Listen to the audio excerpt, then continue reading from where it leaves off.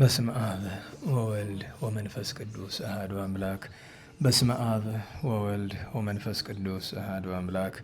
በስመ አብ ወወልድ ወመንፈስ ቅዱስ አሐዱ አምላክ አሜን። ይትባረክ እግዚአብሔር አምላከ እስራኤል ወአምላከ አበዊነ ቅዱሳን ዘተሳሃለነ ወገብረ መድኃኒተ ለሕዝበ ዚአሁ። ይቅር ያለን ለወገኖቹ ለምእመናን ሕይወትን መድኃኒትን ያደረገ አምላከ አበው አምላከ ቅዱሳን ቸር እግዚአብሔር ከዚህ ሰዓት ከዚህ ዕለት ያደረሰን ቅዱስ ስሙ የተመሰገነ ይሁን። እንዴት ዋላችሁ? እንዴት ሰነበታችሁ? ቸርነቱ ምሕረቱ ይቅርታው በጎነቱ የባሕሪ ገንዘቡ የሆነ አምላካችን መድኃኒታችን ኢየሱስ ክርስቶስ ለአምላክነቱ እንደሚገባ ቅዱስ ስሙ የተመሰገነ ይሁን። ወላዲተ አምላክ እግዝእትነ ማርያም ቅድስት ድንግል ንጹሐን ሁሉ ቅድስት ቤተ ክርስቲያን ወዳጆቹ ቅዱሳን ሁሉ የተመሰገኑ የሆኑ ክርስቶስ ተንሥአ እሙታን አሰሮ ለሰይጣን ሰላም ኮነ። በይቅርታው በቸርነቱ ፍስሐ ሰላም ተድላ ደስታ ፍቅር አንድነት ገነት መንግሥተ ሰማያት የሰጠን የአባቶቻችን አምላክ ቸሩ እግዚአብሔር የተመሰገነ ይሁን። የቅዱስ ዳዊት መዝሙር 73 ቁጥር 1 እስከ መጨረሻው። ስብሐት ለአብ ወወልድ ወመንፈስ ቅዱስ ለዓለሙ ለዓለመ ዓለም። አቤቱ ስለምን ለዘወትር ጣልኸን? በማሰማሪያ በጎች ላይ ቁጣህን ለምን ተቆጣ? አስቀድመ የፈጠርሃትን ማኅበርህን የተቤዣሃትንም የርስትህን በትር በውስጧ ያደርክባትን የጽዮንን ተራራ አስብ። ጠላት በቅዱሳን ላይ እንደ ከፋ መጠን ሁልጊዜ በትዕቢታቸው ላይ እጅህን አንሳ። ጠላቶች በበዓልህ መካከል ተመኩ፣ የማያውቁትንም ምልክታቸው አደረጉ። እንደ ላይኛው መንገድ በዱር እንዳሉ እንጨቶች በገጀሞ በሮቿን ሰበሩ። እንዲሁ በመጥረቢያና በመዶሻ ሰበሯት። መቅደስህንም በሳት አቃጠሉ። የስምህንም ማደሪያ በምድር ውስጥ አረከሱ። አንድ ሆነው በልባቸው በየሕዝባቸው አሉ፣ ኖ የእግዚአብሔርን በዓላት ከምድር እንሻር፣ ምልክቱንም አናውቅም። ከእንግዲህ ወዲህ ነቢይ የለም፣ እኛም ከእንግዲህ ወዲህ አናውቅም። አቤቱ ጠላት እስከ መቼ ይሳደባል? ስምህንስ ጠላት ሁልጊዜ ያስቆጣዋል። አቤቱ እጅህን ፈጽመህ ለምን ትመልሳለህ? ቀኝህንም በብብትህ መካከል። እግዚአብሔር ግን ከዓለም አስቀድሞ ንጉሥ ነው፣ በምድር መካከል መድኃኒትን አደረገ። አንተ ባሕርን በኃይል አጸናሃት። አንተ የእባቡን ራስ በውኃ ውስጥ ሰበርክ። አንተም የዘንዶውን ራሶች ቀጠቀጥክ። ለኢትዮጵያ ሕዝብም ምግባቸውን ሰጠሃቸው። አንተ ፈሳሾቹንና ምንጮቹን ሰነጠቅ። ቀኑ ያንተ ነው፣ ሌሊቱም ያንተ ነው። አንተ ፀሐይና ጨረቃን ፈጠርክ። አንተ የምድር ዳርቻዎችን ሁሉ ሠራህ። በጋንና ክረምትን አንተ አደረግ። ይህንን ፍጥረትህን አስብ። ጠላት እግዚአብሔርን ተገዳደረው፣ ሰነፍ ሕዝብም ስሙን አስቆጣም። የምትገዛልን ነፍስ ለአራዊት አትስጣት፣ የድሆችንም ነፍስ ለዘወትር አትርሳ። ወደ ኪዳንህም ተመልከት። የምድር የጨለማ ስፍራዎች በኃጥአን ቤቶች ተሞልተዋልና፣ ችግረኛ አፍሮ አይመለስ። ድሃና ምስኪን ስምህን ያመሰግናሉ። አቤቱ ተነስ፣ በቀሌንም ተበቀል። ሰነፎች ሁልጊዜ የተገዳደሩህን አስብ፣ የባሪያዎችን ቃል አትርሳ። የጠላቶች ኩራት ሁልጊዜ ወደ አንተ ይውጣ። ስለ ቅዱስ ቃሉ አምላካችን እግዚአብሔር ስሙ የተመሰገነ ይሁን። የቅዱስ ዳዊት ሀብቱ የቅዱስ ጊዮርጊስ በረከቱ በሁላችን ላይ ይደረን። ዛሬ ዝክረ ቅዱስ ዳዊት ነው፣ ወርሃዊ መታሰቢያ። በዓለ ቅዱስ ጊዮርጊስ ነው፣ ዓመታዊ። ሁለቱን አንድ በሚያደርግ ገንዘብ እንደ እግዚአብሔር ፈቃድ እንማራለን። ቅዱስ ዳዊት በመዝሙር 73 ነገረ መቃብያን፣ ነገረ ትሩፋን፣ በውስጡ ነገረ ድህነት ያለበትን ኃይለ ቃል ተናግረዋል። ደጎች አባቶች ፈተና መጥቶባቸው መከራ እንደሚቀበሉ እየታየው ነገሩ ሳይደረግ ገና ከ700 ዓመታት በፊት የነበረ ቅዱስ ዳዊት በማንሻው ለምን ለዘላለም ተውከን? አንድ ጊዜ ብንበድል አንድ ጊዜ፣ ሁለት ጊዜ ብንበድል ሁለት ጊዜ ቀጥተህ ወደ እኛ ተመለስ እንጂ ለምንት ገደፍከነ እግዚኦ ለዝሉፉ። አቤቱ ለዘላለም ለምን ትተወናለህ? በበጎች ላይ የተቆጣኸው መቆጣት እስከመቼ ነው? እና ተዘከር ማህበረከ ዘአቅደምከ ፈጢረ፣ አስቀድመ የፈጠርካትን ያችን ማህበርህን ማህበረ መላእክትን እንዳከበርክ እንደወደድክ ማህበረ ነቢያትን ጉባኤ ካህናትን አትተው አስብም። ደብረ ጽዮን ዘአደርከ ውስቴታ ይላል። ያደርክባትን ደብረ ጽዮንን አንድም ቤተ እስራኤልን አትርሳ አትተው ይላል።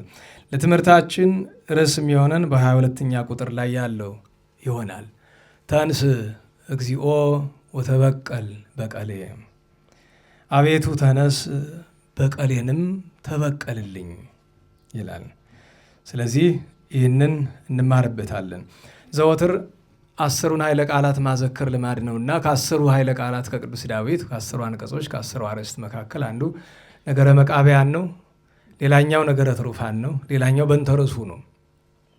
ቅዱስ ዳዊትን ዛሬ ቅዱስ ኤፍሬም ሶርያዊ ባመሰገነበት አንቀጹ ጥቂት እናውሳውና የቅዱስ ጊዮርጊስን ገድል ወደ ማየት እንሄዳለን። ደራሲ፣ ጸሐፊ፣ ተናጋሪ፣ ነቢይ፣ ጻድቅ ቅዱስ ዳዊት ተንስ እግዚኦ አቤቱ ተነስ ብሎ ለጥንቱ ቢያዩ ነገረ እስራኤል ነገረ ትሩፋንን ለፍጻሜው ቢያዩ ነገረ ድህነት ነው። ነገረ ድህነት እንዳለበት በምን ይታወቃል ቢሉ አንደኛ ቅድም የጠቀስኩላችሁ አስቀድመ የፈጠርካትን ማህበር አስብ በማለቱ፣ ቀጥሎ ደብረ ጽዮን ዘአደርከ ውስቴታ በማለቱ፣ ቀጥሎ እግዚአብሔርሰ ንጉሡ ውእቱም ቅድመ ዓለም ወገብረ መድኃኒተ በማእከለ ምድር፣ በምድር መካከል በኢየሩሳሌም በቀራንዮ ለሰው ልጆች ሁሉ መድኃኒትን ድህነትን አደረገ ብሎ ነገረ ምእመን፣ ነገረ ድህነት፣ ነገረ ስጋዌ፣ ነገረ ስቅለት፣ ነገረ ትንሣኤ እንዳለው ያሳየናል። ነገረ ትንሣኤን በሚመለከት አንቀጹ ላይ ተንስ እግዚኦ አቤቱ ተነስ፣ እግዚአብሔርን ተቀመጠ ተነሳ አንለው። እግዚአብሔርን ነበረ ዲበ ኪሩቤል ወይም ይነብር ዲበ ኪሩቤል ብለን ብንል ዙፋኑን ክብሩን መናገር እንጂ እግዚአብሔርን ተቀመጠ ተነሳ ብለን በሰው ግስ በቋንቋ አንገልጠውም። እግዚአብሔርን የሚገልጥ ቋንቋ የለም። ፍጡር ስለሆነ ለሰው በሚገባው ነገር መናገር ነው። እንደዚህ ሁሉ እግዚአብሔርን ተነስ ሲለው ፍረድ፣ ስራህን ግለጥ ማለቱ እንጂ ከተቀመጥክበት ከዙፋንህ ተነስ ብሎ በሰውኛ መናገሩ አይደለም። እና በውስጡ ነገረ ድነት አለው። በኋላ እንመጣበታለን። ከሁሉ የሚቀድመው ግን በኃይለ ቃል ቅዱስ ዳዊትን ቅዱስ ጊዮርጊስን ማመስገን ነው። እንግዲህ በመጻሕፍት በተለይ ሰርክ ዕለት ሁላችንም እንደምንደግመው በምገምተው ውዳሴ ማርያም በሐሙስ ውዳሴ ማርያም ላይ ዳዊት ዘነግሠ ለእስራኤል ለእስራኤል የነገሰ ዳዊት አለ። ምነው ለአለ በቢል ኑሮሳ ቢሉ በየግድ ለየውድ በለክፉ ለበጎ በሊጠቀምባቸው ለሊጠቅማቸው በእስራኤል የነገሰ ካለ በግድ በእስራኤል የነገሰ ካለ ሊጎዳቸው ሊቀጣቸው። በእስራኤል የነገሰ ሳኦል ነው። ለእስራኤል የነገሰ ዳዊት ነው። ዳዊት ዘነግሠ ለእስራኤል አመ ይትነስኡ አመ ተንሥኡ ሲል ነው ይላል በትርጓሜ። ላዕሌሁ እልዋን ቅዱስ ዳዊት መድኃኒት ጠጥቶ ታሞ ነበርና እርሱ መታመሙን ሲሰሙ ኢሎፍላውያን ሰባ ፍልስጤም አልፈው መጥተው ኬብሮንን ቤተልሔምን ተወልዶ ያደገባትን ስፍራ ያዙበት። ዳዊትን ጠላት አይደፍረውምና ተነስቶ እንዳይዋጋቸው ታሟል። ያን ጊዜ ወይኔ ዳዊት ከትናንት ዛሬ ታመምኩና ጠላት ይድፈረኝ፣ ዛሬስ ድሉ ይቅርና ከቤተልሔም ተወልጄ ካደግኩባት ጠጥቼ ከረካሁባት ሕይወትነት ካላት ከቤተልሔም ውሃ ምንጭ ማን አመጥቶ ባጠጣኝ ብሎ አሰምቶ ተናገረ። ፈተወ ይስተይ ማየ ማዘቅተ ቤተልሔም ያለው ይሄ ነው። ሊጠጣ ወደደ። ይህንን ሲሰሙ በዙሪያው ከነበሩ የሰራዊት አለቆች አድኖን፣ ያቡስቴ፣ ኤልያና የሚባሉ ሰራዊታቸውን አስከትለው ሰይፋቸውን መዘው ጋሻቸውን ጨብጠው ዘገራቸውን ይዘው ሄዱ። የማን ጌታ ኃያል ይሞታል ብለው። ነገሩ 3 ነገር አለው። ምን አላችሁ? አንድ ፈሊጥ ማወቃቸው። እንዲህ ሲል የወንድ ሱሪ ለመፈተን ነው፣ ገብቷቸዋል። 2 ምን አለው? ፈሊጥ አወቁ። ተዋጉ ከሚላቸው ይልቅ ውሃ ጠማኝ ከዚያች ውሃ። ለምን? ያችን ውሃ ጠላት ካላስቀለቀቁ በቀር መቅዳት ስለማይችሉ ፈሊጡ ገባቸው። 2 ምን ተገኘ? ፍቅር። የማን ጌታ የማን ንጉሥ ውሃ እያለ በጥም ይሞታል። እሱ ከሚሞት እኛ እንሞታለን እንጂ እሱ በጥም አይሞትም ማለት። ፍጻሜውሳ ቢሉ ወንድነት፣ ቆራጥነት። ጥቂት ናቸው እነዚያ አሕዛብ ለትንሽ መዋጋት አይሆንላቸውም፣ እንደ አንበጣ ነው የሚመጡ ይላል መጽሐፍ። እናዋላችሁ አሕዛብና አንበጣ ለትንሽ መሄድ አይችልም። አንበጣን እዩት፣ ትንሽ ሆኖ ታገኙታላችሁ። አንድ ላይ ነው አንበጣ፣ ግሪሳ፣ አሕዛብ ብቻቸውን አይመጡም። በጣም ብዙ ሆኖ ነው የሚመጡ። በድሮ ዘመን ፋርስ የሚባል መንግስት ነበራል። ዛሬ ኢራን የምትባለው የፋርስ መንግስት እንግዲህ የአሕዛብ ጉልበት መሰረት የሚባል እሱ ነው። የፋርስ መንግስት ምን አይነት የጦር ስልት አመጣ? በጣም ብዙ ሰራዊት በማስከተት ማስፈራራት እና ደግሞ ለምሳሌ 100 ለ1000 ቢገጥሙ አንዱ 9ኙን ገድሎ በ10ኛው ስለሚደክመው በ10ኛው ከሞተ 10 ሰው ገብሮ 1 ሰው መግደል እንደ ስኬት ያሉ። ታዲያ በዚህ ስልት ከነቂሮስ ዳሪዮስ ጀምረው ብዙ ድል ሲነሱ ቆዩና ኋላ ታላቁ እስክንድር አሌክዛንደር ዘ ግሬት የምትሉት መቄዶንያዊው ሲመጣ የፋርስ ሰራዊትና የሱ ሰራዊት ቁጥራቸው 1 ለ10 1 ለ20 አንዳንዱ ጦርነት ላይ 1 ለ100 ሁሉ ይሆን ነበረ። ነገር ግን ምን አደረገ? እሱ ስልት ነደፈ። እንደዚህ ነው የሚመጡት። የመጀመሪያው ትልቁ ነገር እሱ ምንድነው? 2 ነገር አደረገ። አንደኛ ሰራዊቱን ምናቸውን ያሰለጠነ ከአካላቸው በፊት ልባቸውን ደፋር ጊዮርጊስ ውኩል ከማንበሳ ይለው ዛሬ ቅዱስ ጊዮርጊስ ልባቸውን ደፋር አደረገው እንዳይፈሩ። 1 2ኛ ምን አስተማራቸው? ስልት፣ የጦር ስልት። የጦር ስልት ማለት ምንድነው? በቆረጣ መዋጋት የሚባል ታውቃላችሁ። በፊት ለፊት የተወሰነው ሰራዊት ይላል፣ የተወሰነው አልፎ በጀርባ ሄድና መሃል ላይ ማስገባት። 3ኛ በዓለም ታሪክ ለመጀመሪያው ጊዜ የሚዋጉበት ጦር እንደዚህ በእጅ ተይዞ እዚህ ፊት ለፊት በጨበጣ ነው አይደለም።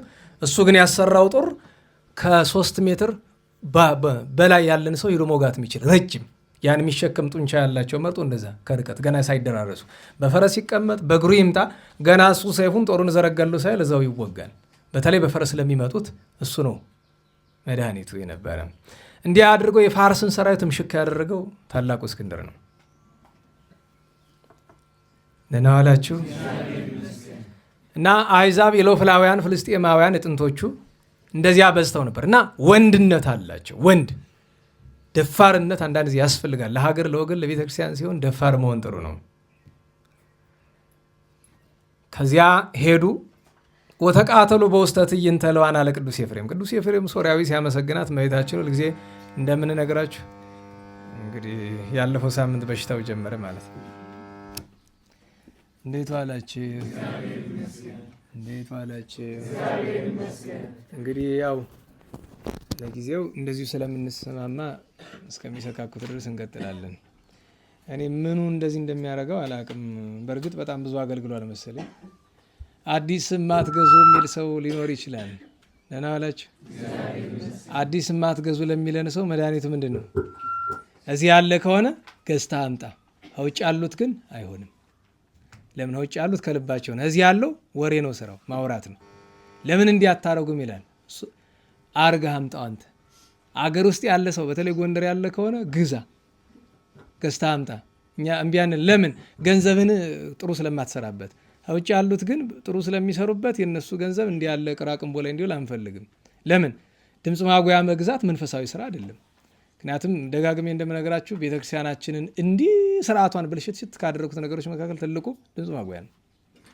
ነግሬያችሁ ያል ምኞቴ ድምፅ ማጉያ የሚባል ከቤተክርስቲያን እንዲነቀል ለምፈልግ በአጠቃላይ ማልነግራችሁ በቃ ከዛ በኋላ እኛም እኮ እየበረታ እንሄዳለን። ድምፃችን መጎልበት ይጀምራል። መጮህ እንጀምራለን። መሰማማት ይመጣል። አይመስላችሁም? ባይመስላችሁም የራሳችሁ ጉዳይ ነው። እንዴት ዋላችሁ? እንግዲህ ያው ደዌው በዛብን አይመስላችሁም? ጠዋት አንድ ሰው ሲናገር እየሰማሁኝ የሆነ ነገር ሊሰሩት ያቀዱት ህንፃ ነገር አለ። ሰዎች ናቸው፣ የት እንዳሉ እንግዲህ ራሳቸው ያውቁ። እና ይቺ ህንፃ ተሰርታ አልቆ ከዛ በኋላ በሞትም አይቆጨኝ። አቤት አለመታደል! እንዲያው ግን ሰው ሲደነቁር ጫፉ እስከምን ድረስ ነው የነበራችሁ? ሰምታችኋል አይደል? ማን እንዳለ አስባችሁታል? በሀገሩ ድሃ ላይ አያስመስሉትም እኮ አይደል? ገዳማት በረሃብ የሚፈቱ አያስመስሉትም አይደል? ካህናት ሊቃውንት በመሀል ሀገር ዱቄትን የሚሸከሙ አያስመስሉትም። እንደ ትልቅ ቁም ነገር የሆነች ህንፃ ሰርቶ ይሄ ተሰርቶ ያባላ በሞትም ኧረ አሁንም ብትሄድም እኛ ሳይከፋንም። እውነቴን ነው። እንዲህ ያለው ሰው ይሄን የተናገሩ ሰው አሁንም ጀምሮ ቢሸከፍ አይከፋንም። እኛ ግን መድኃኔዓለም ለንስሐ ሞት ሁላችንም ያብቃን፣ እሱንም ሁላችንንም በእውነቱ እና ወተቃተሎ በውስተ ትዕይንተ እልዋን በጠላት ከተማ ከፍልስጤማውያን ጋር ከኢሎፍላውያን ጋር ተዋጉ አለ። እንግዲህ እመቤታችን ውዳሴ ማርያም ሲያመሰግናት እንዲያመሰግናት መንፈስ ቅዱስ የሚገልጥለትን ነገር ታረግለታለች። አንደኛው ቡራኬ ነው። በረከተ ወልድየ ወአብሁ መንፈስ ቅዱስ ይድር በላይ ለከተላለች አንደኛው። ሁለተኛው የምስጋና ምስጢር የሚያመጣለትን ነገር ከፊት ለፊት ታደርጋለች። ለምሳሌ ሰኞ አዳምና ሔዋንን እያሳየች፣ ማክሰኞ እነ ኤልያስን እነ ኢያሱን እያሳየች፣ ረቡዕ ሰራዊተ መላእክትን እያሳየች፣ ሐሙስ ዳዊትን ከፊት ታደርግለታለች፣ ዓርብ ደናግልን ታሳየዋለች፣ ቅዳሜና እሑድ የቤተ መቅደስ ነዋያትን እንዲያዘክር ታደርገዋለች። እና በዚያ መሃል ሐሙስ ዕለት ዳዊትን ስላየ ደጋግሞ ያነሳው ነበርና ወተቃተሉ አለ። ምን ነው የኤፍሬምን ያክል ሊቅ ሳይዋጉ መጽሐፍ ቅዱስ ተዋጉ ይላል? እንዴት ዋላችሁ? ተዋጉ ይላል? መጽሐፈ ሳሙኤል ይላል አይልም? ታዲያ ለምን እንደዛ አለ ቢባል ይኸውልሽ መጽሐፍትን መረዳት ያስፈልጋል። እነሱ የሄዱ ምን ሊያደርጉ ነው? ሊዋጉ። ለመሞት ጨክነዋል አልጨከኑም? በልባቸው ተዋግተዋል አልተዋጉም? ያን ሲያይ ነው ካረከው ይቆጠር ይላል በባህላችን። እንደዚህ ብሎ በጥፊ ሊማታ ብሎ ምልስ ይላል ደግሞ አይደለም። ያኛው ምንድን ነው የሚለው? ካረከው ይቆጠር ይለዋል። ያው ነው ተማቷል ማለት ይቻላል። እሱን ማስተዋል ይገባል። እና እንዲህ አድርገው አመጡለት እና ወላችሁ ቅዱስ ዳዊት አየውና የእሱ ፈቃዱ ተፈጽሞለታል ማለት ወንድነታቸውን ፈትኗል፣ ወንድነታቸውን አልፈዋል። ምክንያቱም ውሃ የተቀዳበት ምክንያት ኢሎፍላውያን አዩአቸውና እነዚያ ምንድን ናቸው አሉ። አይ እነሱማ የዳዊት የሰራዊት አለቆች ናቸው። ምን ፈልገው ነው? አይ ንጉሳቸው ውሃ ጠምቶታል እና ውሃ ሊቀዱ ነው። ኋላ ምን አሉ? አይ እነዚህስ ሳይለውጡ አይለወጡም፣ ሳይጥሉ አይወድቁም፣ ሳይገሉ አይሞቱም፣ ቆራጦች ናቸው። በውሃማ እንደምን ይጨከናል ብለው መንገድ ለቀቁላቸው። የማርያም መንገድ ዛሬ የምንለው ቀድሞ ምን ይባላል? የወንድ በር ይባላል። የወንድ በር ለቀቁላቸው፣ ቀድተው አመጡ። ያን ጊዜ ምን ይላል? ከአሁ እተማየ ወኢሰት የምንየው ውሃውን ተቀብሎ መሬት ላይ አፈሰሰው። በጣም ፈልጎት ወዶት ነበር ውሃውን፣ ግን አፈሰሰው። ለምን? ይህም ብጠጣ የወገኖችን ደም መጠጣት አይደለ? ለእኔ ውሃ ብለው ሄደው ደማቸው ቢፈስ ኑሮ የእነሱ እንደመጠጣት ነው የሚሆን ብሎ አፈሰሰው። አባቶቻችን በትርጓሜ ይላሉ፣ አባ መቃርስ ታላቁ በገዳሙ ከደቀ መዛሙርቱ አንዱ ታሞ ዛሬ ነገ ይሞት እየተባለ ትኩስ እንጀራ እያለ ሲጮህ ሰማው። ገዳማቸው ደግሞ በበረበረ ማለትም በአረማውያን ታጥሯል። ማንም ሰው ማለፍ አይችልም። የማን ወንድም የማን ልጅ እንጀራ እያለ ይሞታል ብሎ በገዳማቸው እንጀራ ስለሌለ ከዚያ ወጥቶ በርበርን አልፎ ከከተማ ትኩስ እንጀራ ይዞለት መጣ። ያ በሽተኛ የዳዊትን ነገር አዘክሮ የለም አልበላም፣ ቢገሉ ያንተን ደም ስጋ ከመብላት ያንተን ደም ከመጠጣት አይደለም የሚቆጠርብኝ ብሎ አለ። ደቀ መዛሙር ተሰብስበው ያንተም አምሮት አይቀር የእሱን ድምካም ከንቱ አይሁን የአባታችን ብላ ብለው ገልግለው አብልተውታል። ዳዊት ግን እምቢ ብሎ አፈሰሰው። ታዲያ ምን ሆኖ ተቆጠረለት? ጽድቅ ሆኖ ተቆጠረለት። አለና ቀጥሎ እንግዲህ የቅዱስ ዳዊትን ነገር ከሰማይታት ጋር ሲያነጻጽር አማን መኑን ሰማይት አይማ ለዛ ዓለም ለዝም ቢል ያስኬዳል። ሰማይታት እነ ቅዱስ ጊዮርጊስ የዚያችን አንድም የዚችን ዓለም ጣዕም በእውነት ናቁ። ወካው ደሞሙ በእንተ እግዚአብሔር ስለ እግዚአብሔር ሲሉ ደማቸውን አፈሰሱ። ወተአገሱ ሞተ መሪረ በእንተ መንግሥተ ሰማያት ስለ መንግሥተ ሰማያት መራራ ሞት። በነገራችሁ ላይ ሞት መራራ ነው አይደለም? ንገሩኝ እንጂ ሴቱ ነው አለ። እናንተስ መራራ ነው አይደለም? አጋጊቤ ከመዝኑ ሞት መሪር በጊዜ ረገዞ ሳሙኤል መምህር አለ አይደለም? ባለቅኔ አጋግ ሞት መራራ ነው አለ። ለስንት ሰው ሲገል ኑሮ ማለት ነው። እሱ ላይ ሲደርስ ሞት መራራ ነው። ለዛ ነው ወተአገሱ ሞተ መሪረ። መራራ የሚያሰኘው ምንድን ነው ከተባለ መራራ ሞት የሚባል የሰማይታት መራራ የተባለ ከስቃዩ ብዛት የተነሳ ነው። ለምን ሊገሏቸው አይፈልጉም? ምንድን ነው የሚያደርጉት? ስቃቸውን የሚያበዙት። አንድ ሰው እኮ አንገቱን መቁረጥ በጥይት ግንባሩን መጥቶ መግደል እኮ አንዳንድ ጊዜ ጸጋ ነው። እያንዳንዱን አጽቅ ሲቆርጧቸው ቆዳቸውን በቁማቸው ሲገፏቸው እኔ አንዳንድ ጊዜ ያስበዋለሁ። ማለት እንዲሁ ሞክረን የማናየው ነገሩ ነው እንጂ ቆዳቸው ላይ ስታዩት የሆነች ስስ ነገር ነው ትመስላችኋል። ልጥፍ ያለች አንዳንድ ጊዜ የሆነ ነገር ሲመታችሁ ላይ ላጥ ምትላለች አይደል? እሱ እኮ አይደለም፣ እሱ ቆዳቸው አይደለም። እሱ የላይኛው ሽፋን ነው። ቆዳ ማለት ወፍራም ነገር ነው።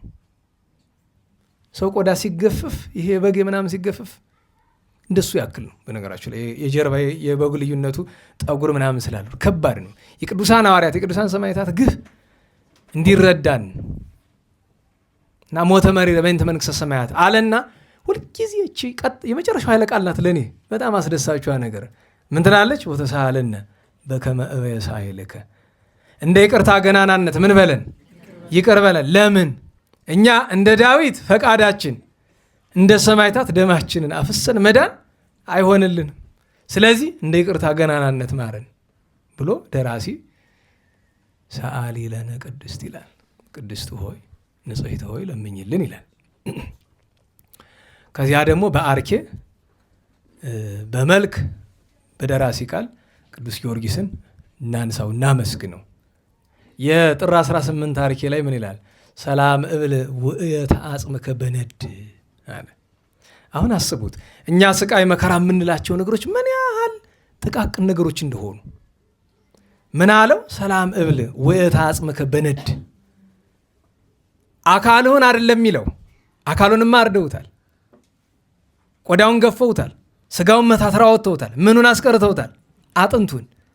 እሱን ስላቃጠሉ ሰላም ታቀርበልሃለሁ ይለዋል።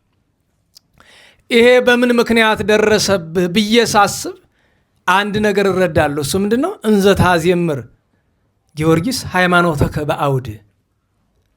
አየህ አዝመረ ምንድን ነው?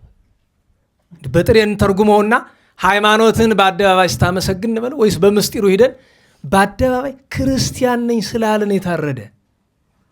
ክርስቲያን ነኝ በሉ እስቲ መደንብ በሉ። እያችሁት በቃል ሲናገሩት እንዴት ይቀላል። ግን ይሄ ቃል ሊነገር የሚገባበት ቦታ ይሄ አይደለም። ቤተክርስቲያን ውስጥ መጥተህ ክርስቲያን ነኝ ብትል ምን ቁም ነገር አለው?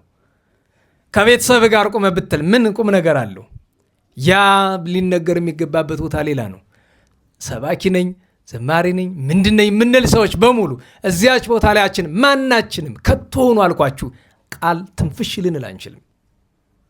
ለምን? ክርስትናችን ከቶሆኑ የወሬ መሸቃቀጫ ነው። ክርስትናን ከሸቀጥ በላይ ያደረገ ስንት ሰው ታውቃላችሁ? ስንት ሰው ታውቃላችሁ? በተለይ በመድረክ በጣም ነው የሚከብድ የዚህ ዘመን ነገር። ለዛ ነው እንዘ ታዜምር ጊዮርጊስ ሃይማኖተከ በአውድ፣ በምስክርነት አደባባይ ክርስትናን ስትገልጥ ክርስቶስን ስታመሰግን እምነትን ስትናገር ነው እንደዚህ ሆንከው። እንበለ ወልጥ ወሃበኒ በረከተ ከዘልማድ ይላል። በረከት መስጠት ለጊዮርጊስ ልማዱ ነው። ርኅራኄ ፈጥኖ መራዳት ልማዱ ነው። ያንን ያስለመድከኝን ያ ለወዳጆች ያስለመድከውን በረከትህን ሰዓት ለውጥ ያችኑ ስጠኝ እንበለ ወልጧል። የነፍሱን በስጋ ነናላችሁ ሳትለውጥብኝ ምድራዊ በረከት ያይደለ ሰማያዊ በረከት እንበለወልጡ አበኒ በረከተ ከዘልማድ አለና ግን ደራሲው ሲራቀቅ ምን አለ? እምነኑ ይሁወ በእድ ሀበ አቡሁ ህብስተ ሶበይ ስዕል ወልድ። አይ እምቢ ብለህማ የምትሰጠኝን በረከት በተለውጥብኝ የወንጌል ቃል ታበለን። በወንጌል ጌታ ምን አለ? እናንተ እንኳ ክፎች ስትሆኑ ለልጆቻችሁ ዳቦ ቢጠይቃችሁ ከእናንተ መሃል ደንጊያ የሚሰጠዋለሁ ይብሏል አይደል? እምነኑ ይሁወ በእድ ሀበ አቡሁ ህብስተ ሶበይ ስዕል ወልድ ድርሰት ይባላል። ኋላ ደግሞ በመልክዓ ፍልሰታ ምን ይሆን? ሰላም ለጊዮርጊስ ተውላጠ ጻማሁ ወማሙ እንተ ተላለም ሞገሰ ስሙ። የቅዱስ ጊዮርጊስ በዓለም እንደዚህ ዝነኛ ከሰማዕታት ሁሉ እንደ ጊዮርጊስ ዝነኛ የለም በዓለም። ለምን ቢሉ ተውላጠ ጻማሁ ወማሙ እምከመሰ አረይነ ህማመ መስሌውን የእሪ ክብረ መስሌው ብሎ ቅዱስ ጳውሎስ የተናገረው ክርስቶስን በመከራው ስለመሰለው ክርስቶስ በሚታወቅበት ሁለቱ ስብሐት አምላካችን በሚታወቅበት ሀገሩ ለማን ይታወቃል? ጊዮርጊስ ይታወቃል። አያችሁ፣ በመከራው ስለመሰለው በክብሩ መሰለው። ከዚያ ደግሞ ደራሲ በተፈሥሒ ማርያም ድርሰት ላይ በእሁዱ ወይም በበዓለ ሃምሳ በሚጮኸው በነገራችሁ ላይ መልክዓ ስዕል ታደርሳላችሁ አይደል? አደራችሁን። እንደ በዛ በመከረኛ ፌስቡክ አንድ ሰው ስራ አጠየቅኩሎ አንዳንዱን ነገር እንደ አንዳንዱ አደባባይ ወጥቶ የማይጻፍ ነገር አለ። ለምሳሌ የቤት የሚባል ነገር አለ እና አልቦ መልክዓ ስዕል በበዓለ ሃምሳ የሚል እንግዲህ አንዱን ደብረ ስርዓት አምጡን በበዓለ ሃምሳ መልክዓ ስዕል የማይባልባቸው አንዳንድ አደባራት አሉ። እሱም የማይባለው ከመቼ እስከ መቼ ነው? ከትንሣኤ እስከ ዳግም ትንሣኤ ነው። እሱም ግን ሙልጭ አድርጎ አልቦ መልክዓ ስዕል በበዓለ ሃምሳ ብሎታል። አረ በሞቴ እባክህ ተው፣ ግድ የለህም። ሁሉም በልክ ሲሆን ጥሩ ነው።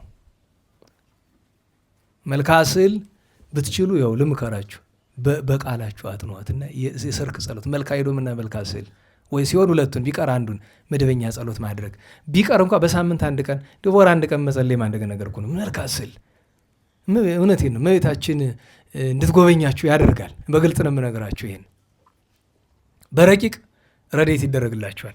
ሳረሳው የእንታ ዘላለም እዚህ ሲያስተምሩ እስኪ የነበራችሁ እስቲ እጃችሁልኝ። እንታ ዘላለምን የምታውቀው እዚህ ሲያስተምሩ በደንብ አንሱት እንጂ ጥቂቶች ናቸው። እሺ አውርዱት።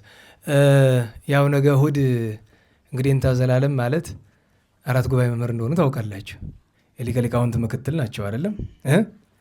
ምክትል ሲባል አሁን በሌላ ስፍራ አንዱን ጨርሶ አንዱን ያልጨረሰ የጨረሰውን መምህሩንም እየተራዳ የሚያስተምር ይመስላል አይደል? ግን እንደ መንበረ መንግስት ባለው ኔንታ ዲበ ኩሉ ኔንታ ዘላለም ሁሉንም ዘልቀው ነው ምክትልነቱ። ሁሉንም የዘለቁ ናቸው። ራሳቸውን ችለው አራት ጉባኤ የሚዘረጉ ናቸው እና ፈቃደ እግዚአብሔር ሆኖላቸው እሑድ በ25 አላቸው ተክሊል መንበረ መንግስት። አንድ ሁለተኛ ግን ደግሞ ቅድሚያ ለራስ መስጠት ይገባልና እዚህ እናንተ ጓደኛ ደግሞ አማኑኤል ይሉታል ቤተሰቦቹን፣ የስሙ አይስማማኝም።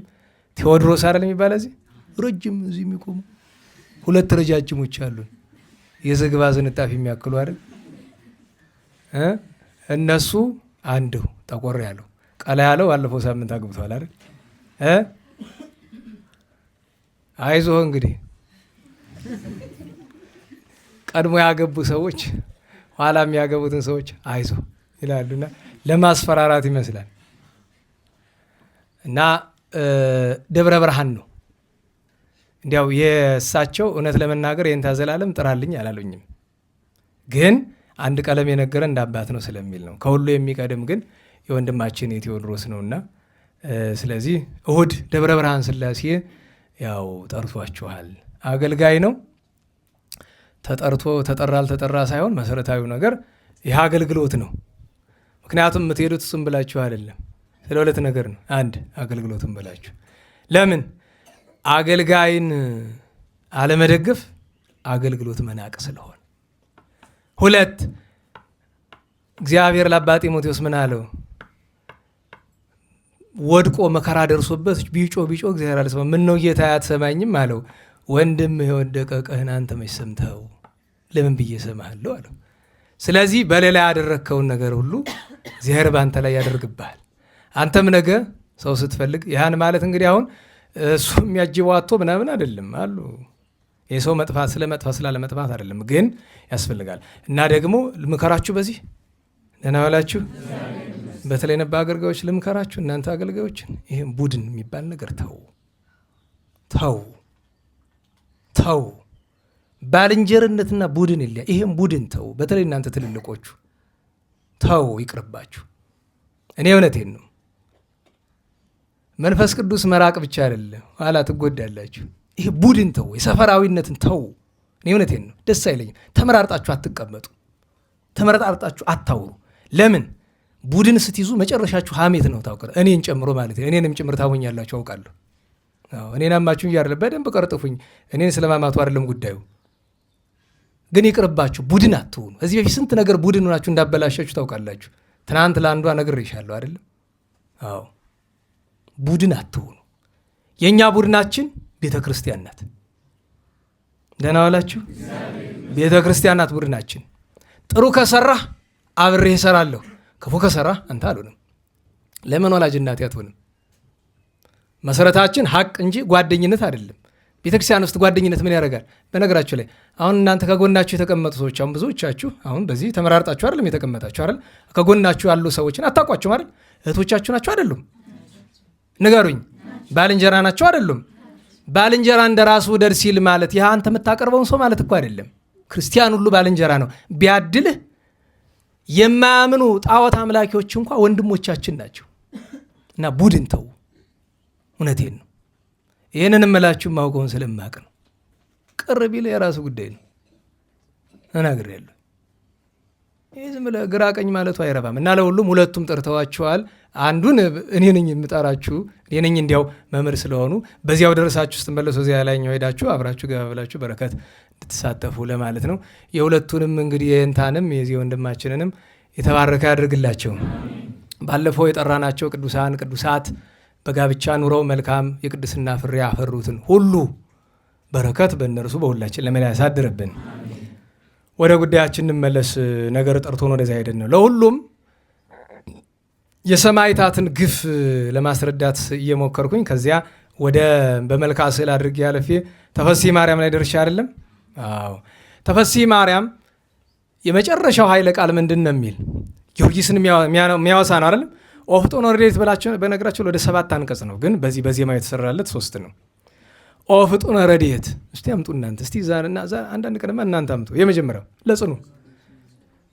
እሺ እናንተ እየተናገራችሁ ነው የተረጉማለሁ። ኦፍጡን ረድኤት ብላችሁ ጀምሩ እንጂ። እሺ አንተ ፈጥነ የምትራዳው ሆይ ለጽኑ ለድኩም። እስቲ እንተርጉም። ምንድን ነው? ለብርቱ ለደካማ አይደል? ምስጢሩ ምን ይመስላችኋል? ብርቱ ማን? ብርቱ የሚላቸው ቅዱሳንን ነው። ደካማ የሚላቸው ኃጥአንን ነው። ቅዱሳንማ ምን ብለው ይራዳቸዋል? በሰማይ አይደለም በምድር እያሉ ገብታችኋል? በምድር ያሉ ቅድስና ያላቸው ምን ይላቸዋል? ጽኑዓን ይላቸዋል።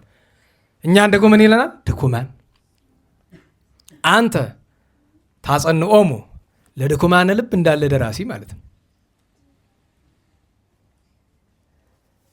ሁለተኛ ለጽኑ አለ ለጉልበተኛ፣ ወለድኩም አለ ጉልበት ለሌለው። አንደኛውም ለጽኑ አለ ለባለጠጋው፣ ለድኩም አለ ለምስኪኑ፣ ለጽኑ አለ ለባለስልጣን፣ ለድኩም አለ ለተርታው ሰው። ሁሉም ቢጠራው ይደርሳል። ታምረ ቅዱስ ጊዮርጊስ ላይ አለ አይደለም? አንድ ቅዱስ ጊዮርጊስን ዝክር የሚዘክር የነበረ ሰው አካባቢው አረማዋና ስልጣን አለው፣ ግን ከሱ በላይ ደግሞ አለ እና ቅዱስ ጊዮርጊስን እንደሚዘክር ስለሚያውቁ በጣም ስለሚያበሳጫቸው ድሃ ሲዘክር ሲያዩ ዝክር እንዳይዘክር ለማድረግ ከመኳንንቱ ከዋናው ገዢ ጋር ተስማምተው አይ ዝም ብለን ብንከለክለው እንጋለጣለን፣ ስለዚህ የሚሻለን ምንድን ነው? ስራ ይሰጠው። በዓሉ ሲደርስ 3 ቀን 4 ቀን የሚያስጉዝ ጎዳና ሂድና ይናድርሰን። አልታዘዝም ማለት አይችልም። ጊዮርጊስ ባለው ምናምን ማለት አይችልም።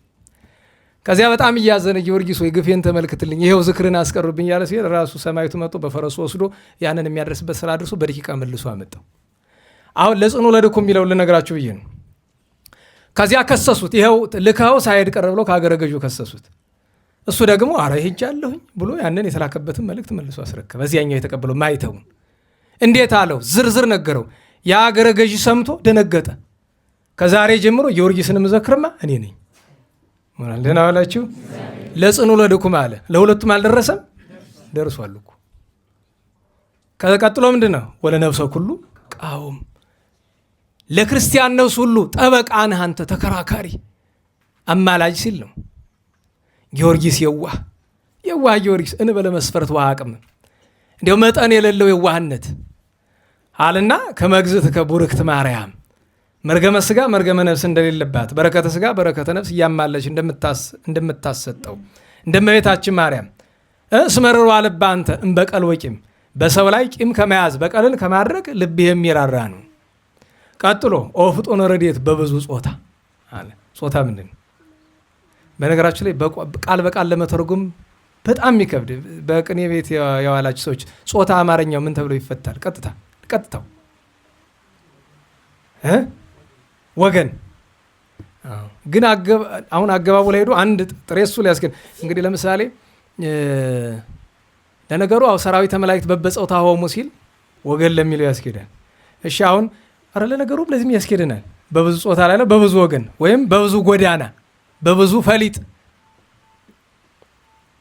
በብዙ ጾታ ከመግዝት ከረግበ ኤፍራታ፣ በብዙ ወገን ማለቱ ሰዎች የምንቸገርበት እሱ ፈጥኖ ሊራዳን የሚገባ ጎዳናው ፍላጎቱ ብዙ ነውና፣ አንድም ረድኤቱን የሚፈልግ ሰው ብዙ ነውና ከመግዝት ከረግበ ኤፍራታ፣ እንደመቤት እንደ ኤፍራታ ርግብ እንደመቤታችን በሰማይ በላይሉ ወበምድር በታይታ፣ በሰማይም ከሰማይ በላይ በምድርም ከሰማይ በታች አምህለከ ጊዮርጊስ በስመ እምከቴ ወበስታ።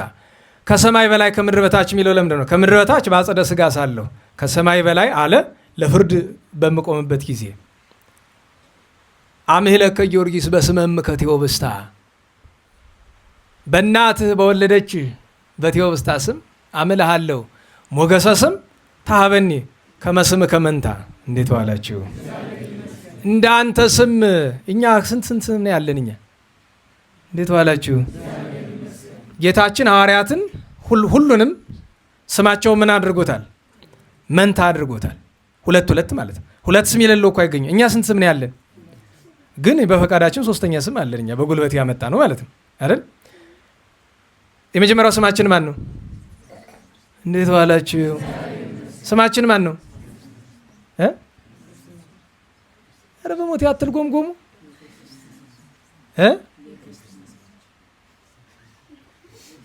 ወይ ጮክ ብላችሁ ተናገሩ። ወይ አናውቅም በሉ። ስማችን ማን ነው? ምን አሉ? ምንድን ነው ያላችሁ? እሺ ክርስቲያን በሉ እስቲ። ምን አሰቀቃችሁ? ረዳ ገባለ። አትገረፉ። ስማችን ማን ነው? ሁለተኛ ስማችን ግን በየነጠላ ነው። ስመ ግብርናት ይባላል። ወንዶች የጋራ ስማችን ማን ነው? ገብረ ስላሴ። ሴቶች አመተ ስላሴ። የጋራ ስማችን። ስማችሁ ከጠፋባችሁ አመተ ስላሴ ነው። ሌላ አዲስ ስም አይወጣም። ምክንያቱም በውስጣው ታዋቂ ሁላችንም ስመ ግብርናት ከስላሴ ልጅነት ስንወለድ ሁላችንም የተሰጠን ገብረ ስላሴ አመተ ስላሴ አለ። ከዚያ በኋላ ግን ለየብቻችን ገብረ ማርያም፣ ወለተ ማርያም፣ አጸደ ማርያም፣ ገብረ ጊዮርጊስ፣ ወለ ጊዮርጊስ እንባላለን። ደህና ዋላችሁ። ሶስተኛው በጉልበት ያወጣ ነው አበበ ከበደ ይባላል። በሃይማኖት ያልተገኘ ነው፣ ግን ክፋት አለው አልልም። እና የጊዮርጊስ መንታ ስሙን ምን ትላላችሁ እናንተ? ብዙ ስሞች አሉት። ከነዚያ ብዙ ስሞች መካከል ጊዮርጊስን ለምንድን ነው ለይቶ ሁለት የሚለው? አሁን ቅዱስ ጊዮርጊስ የማዕረግ የክብር ስሞቹ ቤተክርስቲያን ያወጣችለት ብዙ ስም ነው ያለ። ግን ዋናው ስም ማን ነው ሲባል ሰማዕታት ስማቸውን ሲጠየቁ ማን ነው የሚሉ?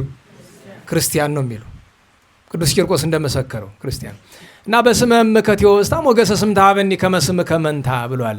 መጨረሻ ላይ ኦፍጡነ ረድኤት እምሩፀተ ነፋስ ወአውሎ። አሁን አውሎ ነፋስ ሲሄድ መደበኛውም ነፋስ ሲያለ ፍጥነቱ ይለካል፣ ይታወቃል፣ ይመጠናል። ከዚያ ግን አንተ ትፈጥናለህ ሲል ነው። ለዘይፄዋ አከበ ተወክሎ በአማላጅነት ተማምኖ ለሚጠራ ጊዮርጊስ ቅረብ፣ ጊዮርጊስ ወይ ና ወደኛ ቅረብ፣ ለምህረት ወለተሳይሎ ምህረት ለማድረግ ይቅርታ ለማድረግ አንድም ለማማለድ ተወከፍ ወትረ ጸሎተነ ዘወትር ልመናችንን ተቀበል። ምነዋ ልመና መቀበል የጌታ ስራ አይደለ ቢሉ ተቀበልህ አድርስ ሲለው ነው። ወቃለ ጽርሐነ ኩሎ የልመናችን ጽርሐ አለው። ስልቱ ብዙ ነው። አንድም ከልብ የሚጸለይ ጸሎት እንደ መጮህ ያክል ቅድመ እግዚአብሔር ይደርሳልና ጽርሐነ አለ። መጨረሻ ምን ነው? እስመ ልበ አምላክ ርሩ በኀቤከ ካሉ የአምላክ ርኅራኄው ባንተ ልብ አለና ብሎ ይተረጉማል። የቅዱስ ጊዮርጊስ በረከቱ ይደርብን። ክህነት ያላችሁን እኮ ሰልጥኑበት። በዛው ያው ኃይለ ቃላትን አሁን ብዙዎቻችሁ ሙያ ያላችሁ አላችሁ። አሁን ሰው አብዛኞቻችሁ ማያችሁ ከኔ የተሻለ ሙያ አላችሁ፣ በመጻሕፍትም በቅኔም አይደለም። ግን አንዳንድ ጊዜ ምስጢር ሲነገር ጎዳና ፈሊጥ አለው። በነገራችሁ ላይ ብዙ ጊዜ በቅኔ ቤት ስትማሩ የምትማሯቸው ጎዳናዎች እንዳሉ ሁሉ ትርጓሜ መግባት የሚያስፈልገው ምንድን ነው? አንድ ሰው ቅኔ ተምሮ ብቻ እዛ በኋላ ለመተርጎም ይቸገራል። ጉባኤ ቤት መግባት የአፈታት እንዴት ነው የሚፈታ? አንድን ኃይለ ቃል በጥሬው ብናገኘው ምን ብለን ነው የምንተረጉመው? ቅድም ለምሳሌ ስናነሳ የነበረው ጌታችን ተንስ አለው። ምንድን ነው ሲተረጉም? ተነስ ነው።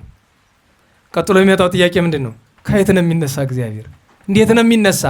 ደግሞ እግዚአብሔር በነሳት መቀመጥ አለበት ለሚለው ጥያቄ መልስ አይ ተንስ አለ ስራ ሲለው ነው። በስራ በቸርነት አድርግ። አረ በሌላማ ቅዱስ ዳዊት ምን ይለዋል? ንቃህ እግዚኦ ወለምን ትትነውም፣ ለምን ትተኛለህ ይለዋል እግዚአብሔርን። አባቶች ምን አሉ ሲተረጉሙ? አለመራዳቱን እንቅልፍ መራዳቱን መንቃት አለው ብሎ በዳዊት መዝሙር 43 ነገረ መቃብያን ላይ ተርጉሞታል። ቅዱስ ጊዮርጊስ ሊቀ ሰማዕታት አጭር ነገር የቅዱስ ጊዮርጊስን የ27 ዓመት ዕድሜውን ነገር በአጭር እናነሳ።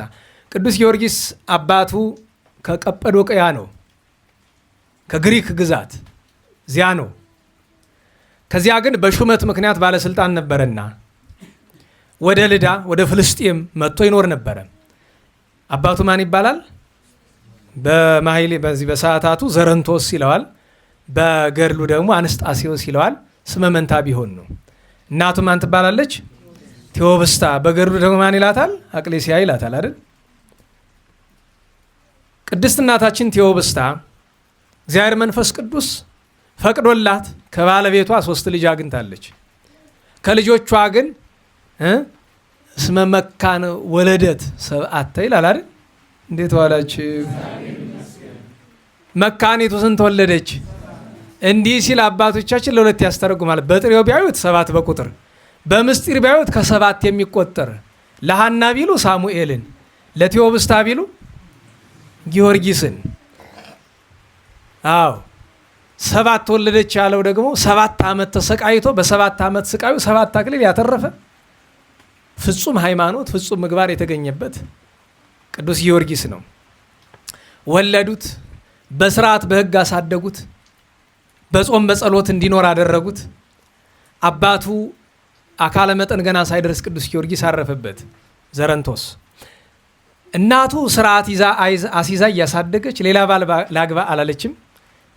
እንደ አርጋብና እንደ መንጢጣት ስርዓት ጠብቃ። ምክንያቱም ታውቃላችሁ ፍትሐ ነገሥት ተማሩ ብያቸዋለሁ።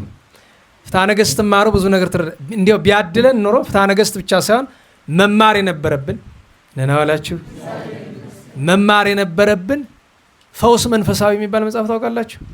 ፈውስ መንፈሳዊ ማለት በአጼ ዘርዓ ያዕቆብ ዘመን ፍትሐ ነገሥት የቤተክርስቲያን መተዳደሪያ ከመሆኑ በፊት ገና መጥቶ ከመተርጎሙ በፊት የኢትዮጵያ ኦርቶዶክስ ተዋሕዶ ቤተክርስቲያን የምትተዳደርበት መጽሐፉ የዳኝነት መጽሐፍ ነው። መንፈሳዊ ዳኝነት የሚሰጥበት መጽሐፍ ምን ይባላል? ፈውስ መንፈሳዊ ይባላል። ይሄ ቤተክርስቲያን ዛሬም ድረስ ቤተክርስቲያናችን ውስጥ ከፍትሐ ነገሥት ጋር ሊያገለግል የሚገባ መጽሐፍ ነው። ለምሳሌ አንድ ፍንጭ ልስጣችሁ። መሀል ሀገር ላይ አንዳንድ ቤተ ክርስቲያናት ወለላቸው ላይ ምን አንጥፈውበታል? ንገሩኝ። ይኸውላችሁ መስቀልን አይኑ እያየ የረገጠ ቅጣቱ ንስሐው 365 ቀን ወይም 1 ዓመት ነው። እንጀራ በጨው እየበላ በየቀኑ 100 እየሰገደ ዓመት ሙሉ ከስጋው ደግሞ ተከልክሎ ያልቅስ ነው የሚለው ነው አላችሁ። እንግዲህ ልቤሳጭ ነው ዛማዶ ያለው ምን ላድርግ እንግዲህ እኔ እኮ የመጽሐፉን ነው የምነግርህ። ባለፈው ፍትሐ ነገሥት ተናገርኩ ሲሉብኝ ነበራል። ሴት ልጅ እግዚአብሔር ከፈቀደላት በጊዜ ታግባ ብዬ ስላልኩኝ አሁን ደግሞ ይኸው እና መስቀል መርገጥ የሚያስደስት ነገር ነው። እኔ በነገራችሁ ላይ ላልጠፋ ነገር ለምንድን ነው መስቀሉ መሬት ላይ የሚነጠፈው? ንገሩኝ። እንዴት ዋላችሁ? አሁን ከሆነ የሚሰራው አንዳንድ ዘመናዊ መሳሪያዎች ታች ሰኮናቸው ምንድን ነው የሚባል? የታችኛው ክፍል የጫማ ምንድን ነው የሚባል? ሶልማ በውስጥ ያለው ነው ታችኛው እንጂ መረገጫው ማለት ነው። ስትገለብጡት ምን ምልክት አለው? መስቀል ምልክት። መስቀል መርገጥ ለመጀመሪያው ጊዜ የተጀመረ የት ይመስላችኋል? በእኛ ዘመን ማለት ነው፣ የድሮውን ሳይሆን። ይሄ የአጋንንትን የሚያመልኩ ሰዎች አሉ አይደለም? በውጭው ዓለም ያሉ ይሄ በልማድ ልብናት የምትሏቸው ሰዎች እነሱ ጋር ስትገቡ የመግቢያ የመጀመሪያው በሩ ታቹ ግራውንዱ ላይ ምን አለ? የመስቀል ምልክት ያለው ምንጣፍ ነው ያለ። እሱን ረግጦ መግባት ይገባል። እንደዛ ካላደረጋችሁ ሰይጣንን እንደምታመልኩ አያረጋግጡም እነሱ። እና እኛ ቤት እኔ በጊዜው መስቀል ተረግጣ መሰለ ትልቅ አጀንዳ ሆኖ ስለነበረ ዝም አልኩኝ። አሁንም ግን መፍትሄ አልመጣም። ምክንያቱም ባለፈው ጥያቄና መልስ ላይ አንዲቱ ምን ብላ ጠየቀች? የኔ ባልንጀራ አለች እዛ እንደዛ ቤተክርስቲያን እንደዛ የሆነበት አዲስ አበባ እና አትገባም እዛ ቤተክርስቲያን ጨርሱ፣ በውጭ ብቻ ነው የምትገለገል እና መቁረብ ስትፈልግ ከሌላ ደብር እየሄደች ነው የምትቆርብ፣ ያንን ላለመርገጥ እና ምን ይሻላታል እንዴ? መልካም አደረገች እንጂ እግዚአብሔር ይስጣት ትመሰግናለች። አሁን ደግሞ እንደገና በቀደም አንድ ሰው ሌላ ቤተክርስቲያን ላይ ሄዶ አየውን ደግሞ ፎቶ አንስቶ ላከልኝ። ይኸው እዚህ ላይ አለ እና እኔ ምን አልኩኝ? የሚገርመው ነገር ምን ቼክ ማለት በአጋጣሚ እንዳይሆን የተንኮል ሳይሆን በአጋጣሚ እንደው የተሰራው ነገር ሲገጣጠም የዚህ አይነት ስዕል አመጥቶ እንዳይሆን ብዬ ስለው ዘመናዊ ሰው ነው፣ በጣም ዘመናዊ ሰው ነው፣ አውሮፓ ምናምን የሚዞር ሰው ነው እና ወስዶ ጉግል አድርጎ ራሱ የተሰራበት ስፍራ ላይ ማለት ነው ጉግል አድርጎ ሆን ተብሎ በመስቀል ምልክት እንደተሰራ በዛ አረጋግጥ ከሰሪው አካል ማለት ነው። የሚያሳዝናችሁ ነገር አብዛኛው ምዕመን ምን ያድርግ? አንደኛ መኖሩንም ላያውቅ ይችላል፣ ላያስተውሉም ይችላል። እንዴት ዋላችሁ? መስቀሉን ተሸከሙ ብንባል እኛ ግን ካልረገጥነ ካልነው መድኃኔ ዓለም በቸርነቱ ይሁነን። ይሄ የማያሳስበው የማያስጨንቀው ሰው እንዴት ያለ ሰው እንደሆነ እኔ አላውቅም። ለሁሉም እንደ የፈውስ መንፈሳዊ ነገር አነሳውላችሁ። ወደ ጉዳያችን እንመለስ፣ ወደ ቅዱስ ጊዮርጊስ ጉዳይ ተሳስቤ ወደ ሌላ ነገር እንዳልሄድ። ለሁሉም ቅዱስ ጊዮርጊስን በሕጉ በስርዓቱ አሳደጉት። ባሏ ከሞተ በኋላ ልጅ የምላድርግ ብላ ስታስብ የባሏ ወንድም ነበርና ማን ነው እዚህ አካባቢ የነበረ አንድ ባለስልጣን ነበርና ልጁን እንዲያገባለት ፈለገ ቅዱስ ጊዮርጊስን። ለምን? በዘመኑ እጅግ መልከ መልካም የሚባል ሰው ነበረ ቅዱስ ጊዮርጊስ። ተወዳጅ የ20 ዓመት ወጣት ነው። አይምሮ መንፈሳዊ ነው። የተቸገሩትን የሚረዳ ነው። ጾምና ጸሎት የሚወድ ነው። እንደዚህ ያለው ሰውስ ልጄን ቢያገባት ብሎ ተመኘ። ለሰርግ እየተዘጋጁ ያለ ያንን ያሰበው ሰው ሞተ፣ ፈቃድ እግዚአብሔር ስላልሆነ። በዚያ ወራት እናቱ ልጄ ሆይ አንድ ነገር ልምከርህ፣ በአንጾኪያ ንጉሠ ነገሥት ዲዮቅልጥያኖስ የሚባል ሰው አለና ያን ጊዜ ክርስቲያኖችን ማሰቃየት ቢጀምርም እንኳ መላው ዓለም ገና መከራ አልተዳረሰም ነበርና ሂድና የአባትህን ስልጣን ተቀብለህና ላንተም ለወደፊቱም ጥሩ ነው ትለዋለች። ወርቅ ብር አስይዛ ባለጠጎች ናቸውና አገልጋዮችን አስከትላ ላከችው። ነጭ ፈረስ ነበረው፣ አምባላይ ይባላል። እዚያ ላይ ተቀምጦ አልፎ ሲሄድ የት ይደርሳል?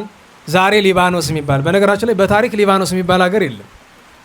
እናወላችሁ ቅኝ ግዛት የፈጠረው ነገር ነው እንጂ ሊባኖስ የሚባል፣ ለምሳሌ ኤርትራ የሚባል ሀገር ታውቃላችሁ አይደል? እዚያው እኔ ኤርትራ የሚባል ሀገር አላውቅም።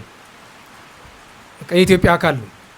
የኢትዮጵያ አካል ነው ስንል ግን እዛ ያሉ ሰዎች እንዳይበሳጩ ወንድሞች ነን፣ አንድ ነን ማለታችን ነው እንጂ ኤርትራ ወደዚህ መጣች ወደዛ ቀረች እኔ በግሌ የሚጎዳኝ የሚጠቅመኝም ነገር የለም። ወንድምነቱ ብቻ ነው። ከኤርትራ ነው የሚቀርብን ወንድምነቱ ነው። እነሱ የሚቀርባቸው ወንድምነቱ ነው። ቅኝ ግዛት የፈጠረው አፍሪካ ውስጥ ስንት ሀገራት ነው ያሉት? 54 55 ይባላል አይደለም? 55 ሀገራት አሉ። ደቡብ ሱዳን እንዳትረሷት። 55 ሀገራት አሉ ብለን ስንናገር ቅኝ ግዛት የፈጠረው ነው እንጂ አፍሪካ ውስጥ ከ10 በላይ ሀገር አልነበረም ድሮ። ለሁሉም ደህና ዋላችሁ።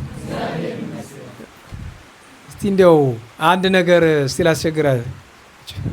እንዲያው አንዳንድ የሆነ ነገር እናገርና ለእናንተ ይጠቅማችኋል፣ እንዲሁ ዝም ብላችሁ ያዙት ለማለት ያክል ነው እንጂ አሁን ምን አገባኝ ይላሉ አንዳንድ ጊዜ። አሁን ይህን ነገር ይጠቅማል እኮ አንዳንዱ ነገር ሊጠቅም ይችላል። ጊዜ ይኖረዋል። የሊባኖስ ዋና ከተማ ማን ናት? ኧረ በሞቴ ምን አላችሁ? ኧረ ዝናብ አለ አይሰማኝም። ቤይሩት። በእኛ ቤተክርስቲያን ማን ነው ትባል? ቢሩት። የእኛን ያዙ እንጂ የቅዱስ ጊዮርጊስ ስዕል ላይ ዘከመ ቀተሎ ቅዱስ ጊዮርጊስ ለደራጎን ወዘከመ አድሃና ለቢሩታዊት የሚል አላያችሁም? የእኛን ቤተ ክርስቲያን ስዕል አድኖ በጣም ኢትዮጵያ ውስጥ ካሉ አስደናቂ ከሚባሉ ስዕል አድኖች መካከል አንዱ የአብየ እግዚእ ነው። ጽሁፉን ግን አትዩት። ጨዋ አይደለም። 9 እጥፍ ጨዋ ነው የጻፈው። አንድም ትርጉም የሚሰጥ ጽሁፍ የለም። ምን አለ ቢተው እንዲሁ ነፍሳቸውን ይማረድ እነ ሊቀ ረድ መንክር እና አባ አስራት ይህንን ስዕል የሳሉት አባቶቻችን የድሮዎቹ ምን አለ ጽሁፉን ቢተውት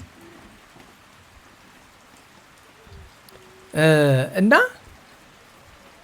እንዲያው አሁን ዘከመ ቀተሎ ደራጎን ለቢሩታዊት ይላል። ምን ማለት ነው? ምክንያቱም ያልተፈለ ተርጉም ነው ሰው። ምክንያቱም አለሙያው መግባት የለበትም። ጥሩ ሳሌዎች ናቸው አይደል? በዚያውስ ላይ በወቅቱ ሲሳል ስንት ትልልቅ ሊቃውንት አሉ። ጽፈው ከሚያመጡት እዚህ መጥተው በሉ እየነገራችሁነ ፊደል እየለቀምን እንጻፍ እኮ አንድ ነገር ነው። ለትዝብት ገብቶ እዩት። የተወሰነ 3-4 ጽሁፍ ግልብጥ ያለ ነው እና አዝናለሁ። እንዲያው መነካካቱ ነው እንጂ እንደገና መጻፍ አለበት። በነገራችሁ ላይ ያንን ባለሙያ ስላለን ሰዓሊ ያለን እኛ በደንብ ሰዓሊ ስላለን ያችን በተመሳሳይ ቀለም ቀብቶ እላዩ ላይ በረቂቅ ቀስ አድርጎ መጻፍ። እንዲያው ነገሩ በአጋጣሚ ትዝ ብሎኝ ነው እና ደስ ከሚያሰኘው ነገር አንዱ ፊት ለፊት ያለው የቅዱስ ጊዮርጊስ ስዕል አይታችሁታል። በጣም ግሩም ነው። ምክንያቱም በኢትዮጵያ ኦርቶዶክስ ተዋሕዶ ቤተ ክርስቲያን ሰማዕታት የሚሳሉት በየት አቅጣጫ ነው? በሰሜን በሉ። ኧረ በሞት ባካችሁ በሰሜን በሉ። የእግዝእትነ ማርያም ታሪኳ የሚሳል በየት አቅጣጫ ነው? በደቡብ በሉ። በደንብ በሉ። የጌታችን የማዳን ስራ የሚጻፍ በየትኛው ነው? በምስራቅ ነው። በምዕራብ አቅጣጫ ድርገት በሚወርድበት ማይሌት በሚቆምበት በፊት ለፊቱ አቅጣጫ የሚሳሉ ከላይ የትም ብትሄዱ ስሉስ ቅዱስ ካህናተ ሰማይ አርባዕቱ እንስሳ ይሳላሉ። ከዚያ ወረድ ብሎ ምስለ ፍቁር ወልዳ ቅዱስ ጊዮርጊስ ግድ ነው። ቅዱስ ጊዮርጊስ የሚገርማችሁ ነገር እንደ ሰማዕታት እዚያ ይሳላል፣ ግን በፊት ለፊት የትም ብትሄዱ ቅዱስ ጊዮርጊስ በፊት ለፊት ነው የሚሳል። ለምን? ገባሬ ተአምር ኮከበ ክብር ይለዋል። በቃ ኮከበ ክብር ምንድን ነው? ቅዱስ ጳውሎስ ለቆሮንቶስ ሰዎች ጽፍላቸው በ15ኛው ምዕራፍ ከኮከብ የኮከብ ክብር ይበልጣል፣ ከሰማዕታት ሁሉ ጊዮርጊስ ይበልጣል። ቢሩት ሲደርስ ወይም ቤይሩት ዛሬ የሚባለው ቦታ ላይ ሲደርስ አስቡ። እንዴት ዋላችሁ? የዛን ጊዜ ሰማዕትነት ጀምሯል? ነገሩኝ። ኧረ በሞቴ ኧረ አታድክሙኝ። እንዴት ዋላችሁ? ሰማዕትነት ጀምሯል። ታዲያ ያን ተአምር እንዴት መስራት ቻለ? እዚያ ሲሄድ አንዲት ሴት ታለቅሳለች። ከግንድ ጋር አንድም ከግንብ ጋር ጠርቀው አስረዋታል፣ እጇን እግሯን እና ደግሞ አካባቢው በአጥንት በደም የተበከለ ነው። እኔ ደግሞ ብሲቶ ምን ተያበከኪ ወንጌል ቃል እኮ አለው አይደለም?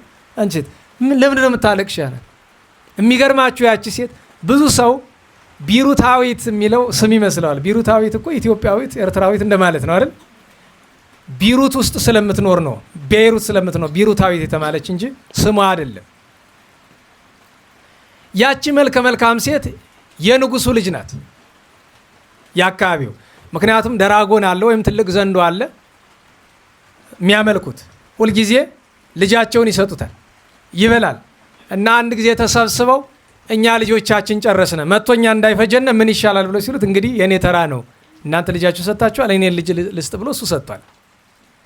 እና ያቺ ሴት ነገሩን ከነገረችው በኋላ ምን አለችው? አይ እንዲያው ያቺ ያላመነች ሴት ያላት ነገር እኛ ቢኖረን ምን አለ? እባክህ አንተ መልከ መልካም ወጣት ነህ፣ በአጭር እድሜ አይቅር፣ እኔን ሊበላ ሲመጣ አብሮ እንዳይበላ ከዚህ ሽሽ አለችው። እኛሳ ምንድን ነው የምናስብ? አስቡት። ክርስቲያን ናት? ተናገሩ። አይደለችም። ሰምታችሁ የለ አንድ ታሪክ አለ አይደለም? ሁለት ጓደኛሞች ሊሰርቁ ሄዱ። ልብ በሉ፣ ሊሰርቁ ማለት ነው። እና ባለቤቱ ነቅቶ ጠብቋል። ከዚያ ቀዳዳ አለ እና ለማየት ብሎ በዚያ ግብት ሲል በስለት አፍንጫውን ሙጥጥ አድርጎ ይቀበለዋል። አስቡት ስቃዩን። ግን ተንኮሉ እንደዚህ አድርጎ አንተ ምን ነው አለው። ሲያስቅ ብቅ ብለየውማ ያኛውም ሲሄድ ያው ሙጥጥ አድርጎ እኔ የቀመስኩትን ይቅመስ ነው። እንዴት ዋላችሁ? ጋሽ ግርማ የሚባሉ ደግ ሰው ነበሩና ነፍሳቸውን ይማር ካረፉ ያው ዘንድሮ ሐምሌ 19 20 ዓመት ይሆናቸዋል። እና እርሳቸው ሁልጊዜ አንድ ነገር ይሉኛል። ትልቅ ሰው ስትሆን እድሉ ከተሰጠ ደሃ እንዲሾም አታድርግ ይሉኛል። ሁልጊዜ ነው የሚለኝ፣ ደሃ እንዲሾም አታድርግ ይላሉ። ደሃ የሚሉ የአይምሮውን ደሃ ነው። ለምን ቢባል እኔ የቀመስኩትን ሁሉ ይቅመሰው ነው የሚል። ምን ይላሉ? እኔ ይገርመኛል። በመንፈሳዊ ትምህርት አይደለም፣ መንፈሳዊ ትምህርት የተማሩ አይደለም፣ የዘመናዊ ሰው ናቸው። ግን እግዚአብሔርን የሚወዱ ታውቃላችሁ። ዝም ብሎ አላለ በገራገርነት ስራ ሲሰሩ ከሰው ጋር ውላ ይዋዋልና ግን ቅድመ ክፍያ አይጠይቁም። ሰርተው ሲጨርሱም ቢላቸዋል። ምንድነው የሚያደርጉ? ጨርቃቸውን ጣል አድርገው ስላሴ ግፌን ተመልከቱልኝ ብለው ለጥ ነው። ሌላ ነገር ዝርዝር ጸሎት የለውም። በቃ በጠዋት ለምኖ ይሰጣቸዋል። መጡ እምነት ይባላል ይሄ። ደህና ዋላችሁ? ይሰማል? እና ያቺ ሴት የሚገርማችሁ ነገር ትናንት አንድ ሰው ምን አለኝ፣ ትናንት ዘንቦ ነበር አለ የተወሰነ ደቂቃ እና መታኝ ዝናቡ። ምክንያቱም ለወጣ ስል ኢንተርኔት ከፈትኩና ዝናብ አለ የለም የሚለውን አየሁኝ። እንግዲህ አስቡት፣ የለም አለኝ። አንድ ደቂቃ አልቆየም ስወጣ ወረደብኝ። ከዛ አንተ ምን ነው ዝናብ መታሳ ብሎ አለኝ። አይ እኔማ ሜትሮሎጂ ኢንተርኔት ላይ አይቼ የለም ብሎኝ እኮ። አይ ደግሞ ሜትሮሎጂ ታምናለህ አለኝ። የሚገርማችሁ ዛሬ ጉባኤ ምህላ ሊጀመር ሲል ዳመናው በጣም እንትን ሲል ከፈትኩና አየሁት። ምን ይላል? ፀሐይ ነው ዝናብ እና አፄ ኃይለ ሥላሴ እውነታቸውን ነው። ከእንትኑ ሜትሮሎጂ የምን አህያ ይሻላል ብለው ታሪኩን ታውቁት የለ? እየሄዱ ሜትሮሎጂስት ጠይቀዋል። ዝናብ አለው የዛሬ አሉት። የለም ብራ ነው አላቸው። ሲሄዱ መንገድ ላይ አንድ ባላገር አህያውን ይዘልጠዋል። ብዱለ ሂድ እያለ ያ ደግሞ አይሄድም።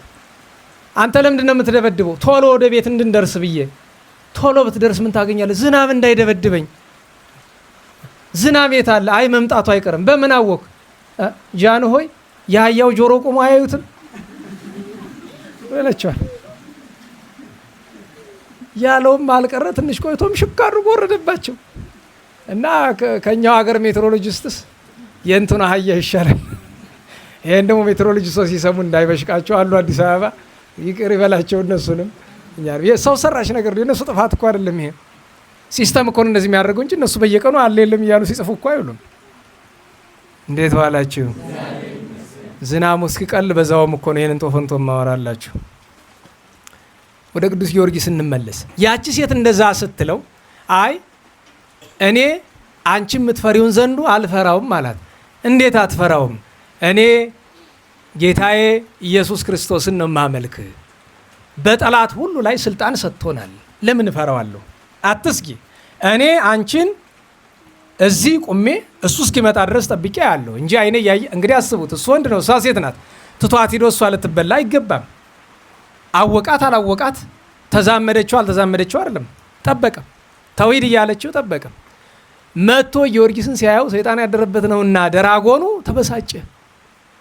ወደ ላይ ተነስቶ መርዝ ሊተፋበት እሳት ላይ ያዘንብበት ወደደ።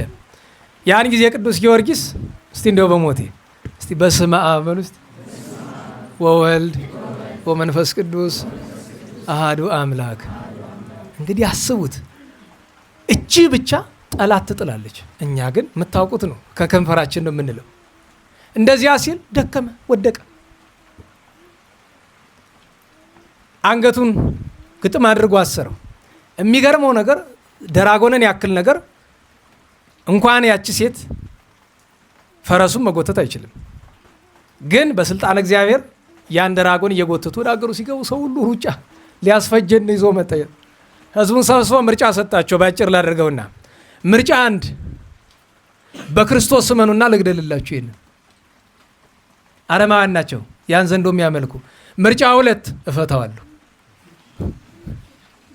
በቃ ወደ ሽንቆማቴ ንጉሥ ተመርቂያለሁ። ኧረ እናምናለን፣ ግን መጀመሪያ ግደሉ፣ መጀመሪያ እመኑ፣ በክርስቶስ እናምናለን አለ።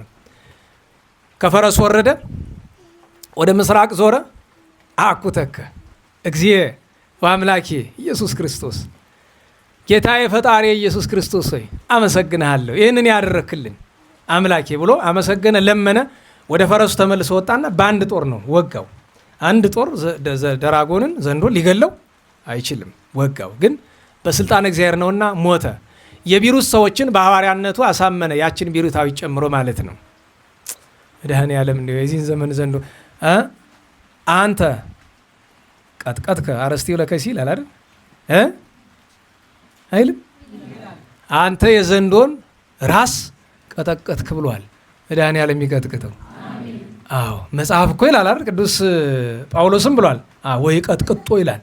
አዎ አናቱን በበትረ መስቀሉ በኃይለ መስቀሉ ቀጥቅጦ የዘንዶውን ኃይል የዘንዶውን መንፈስ ከእግራችን በታች ይጣለው። በርትቶ በጣም ከማትገምቷቸው ሰዎች ላይ አደረ። ለሕዝቡ እረኛ ሊሆኑ ከሚገባቸው ሰዎች ላይ አደረ። መሳሪያ ያደረጋቸው፣ ማደሪያ ያደረጋቸው። በእነሱ አድሮ ሕዝቡን ፈጀ፣ ዓለምን ፈጀ። ከዚያ ተነስቶ ወደ አንጾኪያ ወደ ዲዮቅልጥያኖስ ከተማ ቢደርስ፣ በነገራችሁ ላይ ዲዮቅልጥያኖስ ዱዲያኖስ የሚለው እንዳያምታታችሁ፣ ከቋንቋ ቋንቋ ሲዘዋወር ነው እንጂ አንድ አይነት ስም ነው። እንዴት ዋላችሁ? ዲዮቅልጥያኖስ ቢል ዱዲያኖስ ሰው። አሁን ድሮ ልጅ እያለሁኝ ቅዱስ ጊዮርጊስ የተሰቃየበት ዘመንና የዲዮቅልጥያኖስ ዘመን አይደል? ዱዲያኖስ እንደሆነ ከቋንቋ ቋንቋ ሲዘዋወር የሚገርማችሁ ነገር በሚመጣበት ቋንቋ ነው። ለምሳሌ በአንዱ ቋንቋ ጳውሊ ይለዋል፣ በአንዱ ቋንቋ ጳውሎስ ይለዋል። እንደዚህ በተለያየ ቋንቋ ሲመጣ ስሙ እንደዚያ ስለሚሆን ነው እንጂ ዱዲያኖስ ዲዮቅልጥያኖስ አንድ ሰው ነው፣ የአንድ ሰው ስም ነው። ምክንያቱም ለእስክንድሪያ የዲዮቅልጥያኖስ ሚስት ስለሆነች እዚህ ዱዲያኖስ ያለው በሌላ ማለት ያው ስም በሌላ ቋንቋ ሲመጣ ነው። ከዚያ ሲደርስ የሄደ ምን ፈልጎ ነው? ስልጣን አይደለም። ስልጣኑን የፈለገው ለግል ጉዳዩ ሳይሆን አባቱ በስርዓት ያስተዳድር የነበረው ሌላ ክፉ ሰው እንዳይሾምበት ሲል ለመቀበል ቢደርስ አገሪቱ ደሙን አለች። ጣዖት ቁሟል። አጵሎን፣ አርዳሚስ፣ ዜውስ የሚባሉ ጣዖቶች ቁሙ እየተሰገደላቸው ፍላጎቱ ጠፋ። ተከታዮቹ ነበሩ፣ አገልጋዮቹ ነፃ አውጥቻቸዋለሁ ሂዱ ከፈለጋችሁት አላቸው። ሁለቱ ካንተ አንለይም አሉት። ወርቅ ብር ነበረ በእጁ ያዘ፣ ለነዳያን አካፈለ። ከንጉሱ ፊት ቀርቦ ተካሰሰ። አንተ የማን ልጅ አለው። የአንስጣስዮስ እንዲህ የዚያ ትልቁ ባለስልጣን ነው። አንተማ ወዳጅህ ነህ፣ ና በል ለአጵሎን ስገድና ሹመት ልስጥ አባትህን አለው። አንተም ሹመትህም ክብርህም ለጥፋት ሁሉ አልፈልግም አለው። ተከራከሩ። የመጀመሪያ ቅጣት ምን ጊዜም ይታወቃል። ምንድን ነው? ስራት ነው። ቀጥሎ ምንድን ነው? ግርፋት ነው። የቅዱስ ጊዮርጊስን የ7 ዓመት መከራ እኛ በቋንቋ መናገር አይቻለንም። ሰዓት አለ ሄዷል። እንዴት ዋላችሁ? አማርኛ ችግር አይደለ? ሰዓት አለ ሄዷል ወይ ሲባል አንድ ድሮ ቋንቋ አማርኛ አስተማሪያችን ወዲየት ነው እና እናንተ በልታረጉ መጣችሁ ነው ይላል። ኮርስ ልንወስድ የት ልትወስዱት ነው ደግሞ? ምንጭስ አማርኛ እናጣመካሉት ችግር ነው። ሰውየው በጣም በቋንቋ ጎበዝ ነው። በቋንቋ ሰዋሱ አለ የተባለ ጎበዝ አስተማሪ ዩኒቨርሲቲ ነው የሚያስተምር። ደህና ዋላችሁ? የቅዱስ ጊዮርጊስ መከራው ብዙ ነው። የሰው ቋንቋ ሊናገረው ይከብዳል። አንዳንዶቹን ግን እንናገራቸው። በተለይ ቅዱስ ጊዮርጊስን ለማሰቃየት አጽቁን መቆራረጥ፣ የእጅ የእግሮቹን ስሮች ማውጣት፣ አጥንቶቹን መበጣጠስ፣ በበትር ሲደበድቡት አጥንቶቹን መሰባበር፣ ጥርሶቹን መሰባበር፣ ሌላ ብዙ በጣም ብዙ ስቃይ። ከሁሉ ግን ስብሐተ ፍቁር ላይ ያሉ ቃላትን እናስታውሳቸው። የስቃዩን ብዛት መጀመሪያ በአውደ ሙቃስ ቆመ። አውደ ሙቃስ ማለት የምስክርነት አደባባዩ ነው። ቀጥሎ ምንድን ነው? እንዚያን ጸፈጽፍ ደመ። አባቶቻችን ምን ይላሉ? ከመከራው ብዛት የተነሳ በመንኮራኩር ውስጥ ሲያዞሩት ቆይተው ወደ ምስክርነት አደባባይ ሲያቆሙት ከራስ ፀጉር እስከ እግር ጥፍሩ እንደ ዝናም ደሙ ይፈስ ነበረ። ትዕግስቱ እስከፈጸመ አለ። ፍጡር ሊሸከመው ከሚችለው በላይ ሆኖበት ማለት ነው። ግን በዛ ሁሉ ስቃይ ቅዱስ ጊዮርጊስ አንድ ልመና ነበረው። ጌታዬ ቶሎ አትግደለኝ፣ ነፍሴ ከስጋዬ ቶሎ አትለይ። ለምን? አሕዛብ ያንተን ከሃሊነት እንዲያዩ እነሱ ተስፋ እስኪቆርጡ ድረስ፣ እኔን ማሰቃይ ተስፋ እስኪቆርጡ ድረስ እኔን። ጌታችን ምን አለው? 7 ዓመት በመከራ ትኖራለህ፣ 3 ጊዜ ሙተህ ትነሳለህ፣ በአራተኛው 7 አክሊል እሰጥሃለሁ። እናቴን ቅዱስ ሚካኤልን ረዳት ሰጥቻለሁ ብሎታል። እመቤታችን እየመጣች አንድ ጊዜ በጣም ከአቅሙ በላይ ሲሆንበት በአምሳለ ርግብ መታ አነጋግረዋለች። ቅዱስ ሚካኤል አይዞህ ይለዋል፣ እየመጣ አይዞህ በርታ ይለዋል፣ ይፈውሰዋል። በማሂፄ ወጉድብ አይጽምቲሁ ሰበሩ ይላል። በመጥረቢያ አስባችሁታል? በመጥረቢያ አይኑ እያየ ከእግሩ ጀምረው ይሄ እናንተ ይሄ የበዓል ቀን የበሬ አጥንት እንደዚህ አይሰበር እንደዛ ማለት ነው። በሬው እንኳን እንደዛ የሚደረግ ከሞተ በኋላ ነው አይደለም? ከተሰዋ በኋላ ነው። አይኑ እያየ እግሩን በመጥረቢያ ይቆራርጡ ነበር። እስከ ማሰነት አመሩ መድም መኮነ ነገሩ ልብ የነደበ ፍቅሩ ነው። ከዚያ ደግሞ ምን ይላል? እስፍንተ እዝየኑ ለጊዮርጊስ ጻማሁ። የቅዱስ ጊዮርጊስን መከራ ስንቱን እናገራለን። እንበለ ፍት ኩነኔሁ፣ ያለ ፍት አጥፍቶ ተፈርዶበት ሳይሆን ያለ ጥፋቱ የደረሰበትን ምን አለ? እስከ ትውዝን አለው በዲበ ንጽሕት አፉ። አይምሯችን እዚያ አናታችን ያለ በመዶሻ ራሱን ደጋግሞ ሲቀጠቅጡት አጥንቶቹ ተሰባብረው በአፍንጫው አይምሮ ጭንቅላቱ ወጥቶ ወድቋል። እስከዚያ ድረስ ማለት ነው። እስፍንተ መጠነ ዘአመከርዎ ከመ ወርቅ በእሳት ፈተንዎ፣ እንደ ወርቅ በእሳት ፈተኑት በመከራ አሃዝዎ ሳሃብዎ ደብረ ይደራስ ወገርዎ ይላል። ቆዳውን ገፈፉት፣ በብረት ምጣድ አበሰሉት፣ አሳረሩት፣ ፈጩት። ለዚያ እኮ ነው ሳለነ ጊዮርጊስ አበ እግዚአብሔር ወጸልይ በእንቲአነ ሀረድዎ ወገመድዎ ወዘረው ስጋው ከመሐመድ። እንዲህ አድርገው በተኑት። የእርሱን ስም ክብር ደንጃዎቹ፣ እንጨቶቹ፣ ዛፎቹ፣ ቅጠሎቹ ሁሉ መሰከሩለት። ይህንን ሁሉ መከራ ታገሰ። ከሁሉ የከበደው ግን አባቶቻችን ይላሉ አይደለም? ጸርሃ ጊዮርጊስ በአብይ ቃል ወይቤ እፎይ ይሄሊ ከመ አምላኬ ተሰቅለ ዲበ ዕፀ መስቀል በእንቲአየ። አንድ ቀን ቅዱስ ጊዮርጊስ መከራውን መሸከም አቃተው፣ ከአቅም በላይ ሆነ። ለምን ቢባል እግሩን ከቁርጭምጭሚቱ ላይ ቆርጠው ረጅም ጦር ያለበት የብረት ጫማ ሰርተው ሲያጫሙት ጦሩ በመሃል ገብቶ በጉልበቱ በላይ እስከ ጭኑ ድረስ ሄደ። እስኪ ተራመድ አሉት። ስለ አምላክ ሲል ስለምትወደው እስኪ እወደዋለሁ ብለህ እንደዚህ መከራ ተራመድ አሉት። እንዴት ብሎ ይራመድ? ያን ጊዜ እንደ ሕፃን ልጅ እየዳኸ ሄደ። ያን ጊዜ ነው ጮኸ፣ አለቀሰ። ጸርሃ ጊዮርጊስ በአብይ ቃል ጮኸ።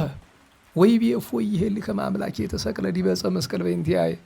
በቀራንዮ አምባ ፈጣሪ ጌታ ኢየሱስ ክርስቶስ ለእኔ ሲል የተቀበለውን ሕማም አስቤ እንዴት ይሄን መሸከም አቃተኝ? ቅዱስ ሚካኤል መጥቶ አይዞህ አለሁልህ አለው። አይዞህ ኋላ ሰለቻቸው ማሰቃየት። ምን እናድርጋሉ? በረሃብ በጥም የሞተው አንዲት ድሃ መበለት ቤት ወስደው ከቤቷ ምሰሶ መሃል ላይ አስረውት ሄዱ። ያቺ ጣዖት የምታመልክ ሴት ናት። አንድ ልጅ አላት። ያ ልጇም አይኑ አያይ አይነ ስውር፣ አፉ አይናገር ዲዳ፣ ጆሮ አይሰማ፣ እግሩ አይራመድ፣ እጁ አይይዝ አይጨብጥ፣ ልምሾ ነው። የእግዚአብሔር ካህሊነቱ ይገርመኛል። እዚያ አስረውት ሄዱ። ያቺ ሴት እንደዚያ በደም ተጠምቆ ቅዱስ ጊዮርጊስን አየችው። አሳዘናት። ምንድን ያልኳችሁ ንገሩኝ? አሳዘናት። ሰው ክርስቲያን ናት? ንገሩኝ። ቅዱስ ጊዮርጊስ ማን እንደሆነ ታውቃለች? ሰው ናት። አያችሁ፣ እግዚአብሔርን አታውቅም፣ ግን ሰውነት። እኔ ክርስቲያኑን እንዲሁ ክርስቶሳዊነት ቢጠፋ የቅዱሳን ርኅራኄ ቢጠፋብን እኔ ሰውነታችን ከየት ነው የገባ? በነገራቸው ላይ አረመኔነት ሲባል ብዙዎቻችን የሚታሰብን ሰው የሚያርዱት ብቻ ይመስለናል። አይደለም። ከማረድ ያልተናነሰ እኮ ነው። ሰው እየተራበ በልብስ ስታጌጥ አይደለም ምትል። ስንት ልብስ ነው ያለን እኔና እናንተ? እኔ ቤቴ ስንት ልብስ ነው ያለኝ? እናንተ ስንት ነው ያላችሁ? በየጎዳናው ልብስ ስታዩ አያምራችሁም? እስኪ እንደው በሞቴ ልብስ ሰው ገዝቶ አምጥቶ ሲሰጣችሁ አራ ልብሱን ከምትሰጠኝ ገንዘቡን ስጠኝ ብላችሁ ገንዘቡን ተቀብላችሁ ለድሃ ትሰጣላችሁ? ኢቭን የተገዛላችሁን ልብስ ወስዳችሁ ሸጣችሁ እንደ ለምን በሐራጅ አይሆንም? ለድሃ ትመጸውቱታላችሁ? በነገራችሁ ለአንድ ቤተክርስቲያን የወርቅ መስቀል ከመግዛትና አንድ ትንሽ የዕፀ መስቀል ገዝቶ ቀሪውን ለድሃ ከመስጠት ለክርስቶስ የሚያስደስት የትኛው ነው? ንገሩኝ። ወርቅ ለክርስቶስ ምኑ ነው? ምን ያደርግለታል አምላካችን ወርቅ? በጥንት ዘመን በቤተክርስቲያን የምናገኛቸው ከወርቅ የተሰሩ ነገሮች እኮ ነገስታት ያስገቧቸው ናቸው። ለምን? ወርቅ በቤታቸው ስላለ፣ መጣያ ስለሌላቸው። ዛሬ ከወርቅ የተሰራ ነገር ቤታችን ውስጥ ይገባል። አይናችን እያየ ቤተክርስቲያን ስናስጌጥ እንውላለን፣ እያፈረስን ስንሰራ እንውላለን። አስቡት፣ በየቤታችን እኛ ተርፎን የምናደርጋቸውን ነገሮች አስቧቸው። ወቀሳ አበዛባቸዋለሁ ብዬ እንጂ አሁን እንኳን ሌላ ይቅርና እንዲያው አንዳንድ ጊዜ ተክሊል ሲደረግ እያንዳንዷን ሰባራ ድግስ ለነዳያን ማድረግ። ድጋሚ የንጉሠ ነገሥት ቃል አስታውሳችሁ እናዋላችሁ። ንጉሠ ነገሥታችን ማንኛ ንገሩኝ? ጌታችን በሉ። አምላካችን መድኃኒታችን ኢየሱስ ክርስቶስ ንጉሠ ነገሥቱ የባሕርይ አምላክ የሰማይ ምድር ፈጣሪ በቅዱስ ሉቃስ ወንጌል ምዕራፍ 14 ቁጥር 12 ላይ እንዲህ ይላል። ምሳ ወይም እራት ባደረግህ ጊዜ እነርሱ ደግሞ በተራቸው ምናልባት እንዳይጠሩ ብድራትም እንዳይመልሱልህ ወዳጆችህን፣ ወንድሞችህን፣ ዘመዶችህን፣ ባለጠጎች ጎረቤቶችህን አትጥራ። ነናወላችሁ ምን አንበል? አትጥራ። ሕግ ነው አይደለም? አዋጅ ነው አይደለም? የንጉሥ ቃል ነው አይደለም? አትጥራ ነው ያለ። ነገር ግን ግብዣ ባደረክ ጊዜ ድሆችንና እጅግር የሌላቸው አንካሶችንም አይነ ስውራንንም ጥራ። የሚመልሱት ብድራት የላቸውና ብፁዕ ትሆናለህ፣ በጻድቃን ትንሣኤ ይመለስልሃል። አየው፣ ነጭ ለባሽ ያበላህ አንተ፣ ያልራበውን ሰው ድሃ እየተራበ የራበውን ረግጠህ ያልራበውን ያበላህ አንተ፣ እኔ በጻድቃን ትንሣኤ የት ነው መግቢያችን? በክርስትናችን እንደነ ቅዱስ ጊዮርጊስ እንደ ቅዱሳን መኖር ያቀተን ይሄ ከባድ ስራ ነው። ነና አላችሁ። ገንዘብ ማውጣት ጭንቅ ነው አውቃለሁ። እሺ ተው አትደግስ፣ ይቅርብ ድግሱ። ገንዘብ ማውጣት ጭንቅ ነው፣ ስስቱ ማለት ነው። ነገር ግን ከደገስከውና ገንዘቡን ካወጣኸው ድሆች ቢሉት ምን ችግር አለ? እስኪ አባርቂ ሁኑን አስባቸው። ጎንደር በምንድን ነው የሚታወቅ? በደግነት፣ በምጽዋት፣ እንግዳ በመቀበል ለድሃ በመራራት ነበረ ሆኖ ቀረ አሉ። ግፋ ሰማዕታትን ለማሰብ እኮ ቅዱሳንን ማሰብ። ዛሬ የጊዮርጊስ ዝክር ትልና ጎረቤትን በሙሉ ጠርተህ ታበላለህ። ይሄ ነው የቅዱስ ጊዮርጊስ ዝክር? እና ማወቅ፣ ማሰብ፣ ማስተዋል ይገባናል። ቅዱስ ጊዮርጊስ እንደዛ አደረጉት። እግዚአብሔር አጸናው፣ ታገሰ። እዚያ እሷ ራርታለት ያቺ መበለት ምን አለች? ይሄ ሰው አሳዘነኝ፣ ከቤቴ እንዳላበላው የሚበላ የለኝም፣ ስለዚህ ልለምንለት ላ አሰባችሁታል? ለካ ምትለምናት የኔ ቤቴ ልመና ወጣች። ለምና ተመልሳ ስትመጣ ግን ሁለት ነገር ተቀበላት። ከፊቱ ከየት እንደመጣ የማይታወቅ ረቂቅ መዓዛው የሚማርክ ምግብ ከፊቱ ተቀምጧል። መላእክት ሲመግቡት የቆዩት የተረፈው ማለት ነው። እንደገና ደግሞ የታሰረበት ምሰሶ ምን ሆኗል? ለምልሞ ትልቅ ዛፉ ነው። ኋላ ምን አለች? አምላኮሙ ለክርስቲያን ተመሲሎ ሰባ መጽሐቢ። የክርስቲያኖች አምላካቸው ዛሬ ሰው መስሎ ከቤት የገባለች። ምን አላት? አይ እኔ አምላክ አይደለሁም ባሪያው ነኝ አላት። እንግዲያስ ባሪያው ከሆንክማ ልጄን አድንልኝ አለችው። አምጪው አላት። አመጣችው። ምኑን አዳ ነው? እንዴት ዋላችሁ? አይኑን አዳ ነው። ኧረ ጌታዬ፣ ኧረ ሌላውንም አለችው። ቆይ ሌላውማ እንዲያገለግለኝ ስለምፈልግ ይቆያል። ዲዮቅልጥያኖስ ሲያልፍ ምን ያህል ዱዲያኖስ ያ ዛፍ፣ ይሄ ደግሞ በከተማ መካከል ያልነበረ ድንገት የበቀለ ዛፍ ምንድን ነው ሲበላ፣ ኧረ ጊዮርጊስ የታሰረበት እኮ ነው ብሎ ማለት። አምጡልኝ አላመጣው፣ አስገርፈው፣ አሰቃየው። ኋላ ይህን ሁሉ አንተ ከምትሰቃይ በመንግስቴ ሁለተኛ ላድርግህ። በነገራችሁ ላይ የንጉሠ ነገሥቱ ሁለተኛ የነበረ ቅዱስ ፋሲለደስ ነው።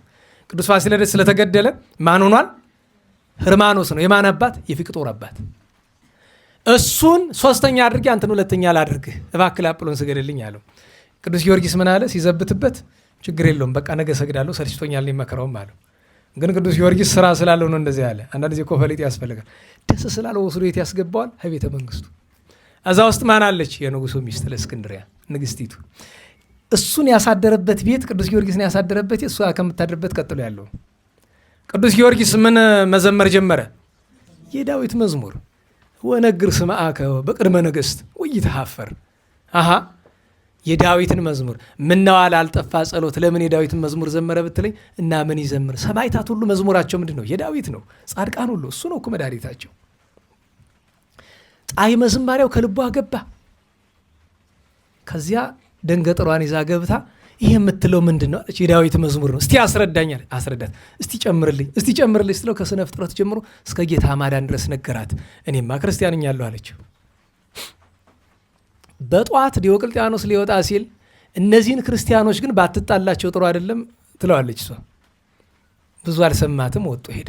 አዋጅ ተነግሮ ህዝቡ ሁሉ በሙሉ ተሰብስቧል። ጊዮርጊስ ለጣዖት ሊሰዋ ነው ተብሎ። ግን ይሄ ዜና በጣም መራራ የሚሆን ለማን ነው? ለዚያች መበለት። ለምን? ክርስቲያን ከሆነች ገና አንድ ቀን ሆኗ። ካመነች እያለቀሰች ልጇን ይዛ መጣችና ምን ይላል መጽሐፍ? አክሞሶሶ ይላል። ፍግግ አለ። አስቀምጨው አላት። አስቀመጣት። ለከብለከ አንተ ሕፃን እንዲህ እልሃለሁ በጌታችን በኢየሱስ ክርስቶስም ተነስ አለው። ብድግ አለ። ምኑ ተፈታ? እንዴት ዋላችሁ? ምኑ ተፈታ? መጀመሪያማ ጆሮው ተፈታ እንጂ ሰማው እኮ አይደል? ከዚያ ቀጥሎ ምኑ ተፈታ? እሺ ሲል ማለት ነው። ሄድና እዚያ አጵሎንን ናውጣ ብያለሁ። ደሞ ስትወጣ አለ ወርቅና ብሩን አይደለም ሰው እንደሚያይ ተገልጠ በእውነት ወጣ አለው። ያ ምናምንቴ ተገልጾ መጣ። ተናገር አለው። ሐሰቱን ተናገረ። በል አንተም ካህናተ ጣዖትም ይደምሰሱ አለ። ምድር ተከፍተዋጠችው። ታላቅ አፍራት ሆነ። ታላቅ መነዋወጥ ተደረገ። በዚህ ምክንያት ብዙ አሕዛብ አምነው ሰማዕትነት ተቀበሉ። እሱን አሰቃዩት ብሎ እሱ ወደ ቤተ መንግስት ሲገባ ለእስክንድሪያ ተበሳጭ ታየች። ምን ነው ተበሳጭ አለችው። ጊዮርጊስ ጉድ አደረገኝ እኮ ብሎ አላት። አይ ክርስቲያኖችን አትጣላቸው፣ አምላካቸው ኃይለኛ ነው ብያለሁ እኮ አለችው። ኋላ ገባው ጊዮርጊስ ያመነ መስሎ የገባበትን። አንቺም እንዲያደረገሽ ብሎ ባለፈው እንደነገርኳችሁ የሚያሰቅቅ ነገር ነው። እንደዛ አድርጎ እሷን ገደላት። ሰማዕትነት ተቀበለች። ግን ከሰማዕትነት ከመቀበሏ በፊት ጊዮርጊስ አለችው እየተሰቃየች አካሏን እየቆራረጧት፣ ሳልጠመቅ ሞቼ መጎዳቴ ነው አለችው። አይዞሽ እህቴ የአንቺ ጥምቀት ደምሽ ነው፣ በደምሽ ተጠምቀሻል፣ ክርስቶስ እየጠበቀሽ ነው፣ ሂጂ ወደ ዘላለም ሕይወት አላት። ሄደች። ቅዱስ ጊዮርጊስ ብዙ ታምራት አድርጓል። በነገራችሁ ላይ 70 ነገስታት ዲዮቅልጥያኖስ ወይም ዶዲያኖስ በስሩ ነበሩት እና አንተ በእውነት የአንተ አምላክ እውነተኛ ከሆነ እኛ የተቀመጥንበትን ወንበራችንን አለምልም አሉ። ጸሎት አደረገ፣ ለመለመ። ምታት ነው አናምንም አሉ። እንደዚህ አይደለም ይባል። ኋላ ደግሞ ሞቶ ከተነሳ በኋላ ፈጭተው ተመልሶ ሲመጣ ፈጭተው የበተኑት ገና በመንገድ እያሉ አረ ወንድሞቼ ቆዩ ለችሁ ምታት ነው ይመስላል። አሁን ፈጭተን በትነን ተነሳው። እንዴት? በአምላኬ በጌታ በኢየሱስ ክርስቶስ ኃይል። አምላክማ አምላካችን ነው ብሎ አምነውት እነሱም ተሰውተዋል። ኋላ ተመልሰው ይመጣ አናምንም አንተ ምታትን አንተ ጊዮርጊስ አይደለም አሉት። እንድታምኑ ምን ላደርግላችሁ አላቸው። ሙታ አስነሳልን አሉት። ያን ጊዜ ነው ረገጸ ምድርን ምን አላት? ረገጣት። ጸሎት አድርጎ አንሳ ሙታን አባ ጊዮርጊስ። አባ ያለውን ምን ትተረጉማላችሁ? ባለፈውን አልኳችሁ። አባ አባቴ ነው አይደለም። አባ ብሂል መዋኢ ብለው የተረጎሙ አሉ። እንግዲህ አባ ተብሎ ለሰማዕታት ከተቀጸለ መዋኢ፣ ለጻድቃን አባቴ፣ ለሰማዕታት ከተቀጸለ ግን አባ ሲል መዋኢ፣ ድል የነሳ አሸናፊ እንደማለት እና ከዚያ የሚገርመው ነገር ተነስተው የተነሱት ለካ አረማውያን ናቸው። የጌታችን ክብር ገናናነት አምላክነት ተናግረው አጥምቀን አሉት። እንደገና ዳግመኛ ምግርን ረገጣት፣ ውሃ ፈለቀች። ከዚያ ሊያጠምቃቸው እሱ አይቻለውም፣ ምክንያቱም ቅስና የለውም። ቅዱስ ጊዮርጊስ የክህነት ደረጃው ምንድን ነው? ምእመን ነው። ግን ደግሞ ምንድን ነው? ዲያቆን። ይገባችኋል? ሐዋርያት ምን አሉ? ሰማዕታት ሰማዕትነት ከተቀበሉ በኋላ ምእመን ቢሆኑ ጳጳስ ሳይሾማቸው ማድረጋቸው ምን ይሁን? ዲያቆን ቢሆኑ ጳጳስ አይሾማቸው ምን ይሆኑ? ካህን ቄስ ይሆኑ። ከዚያ በላይ ግን ሹመት ግድ ይፈልጋል።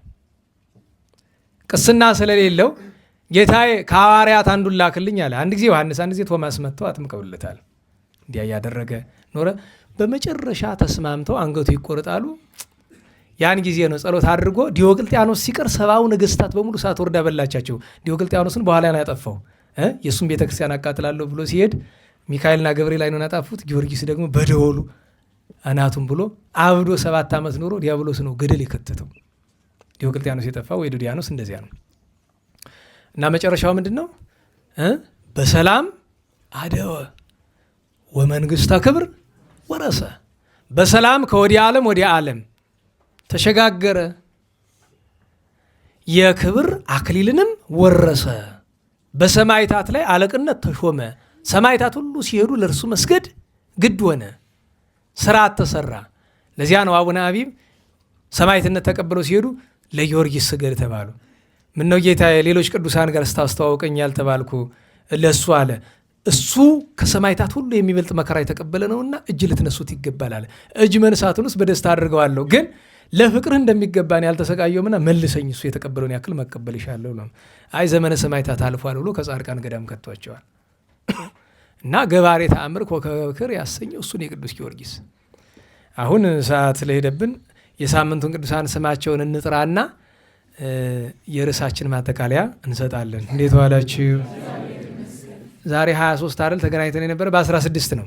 በ17 ያዕቆብ ወልደ ዘብዴዎስ ሐዋርያው ከ12 ሐዋርያት አንዱ ደገኛው ቋንቋ ብዙ ቋንቋ ያውቃል የምንለው።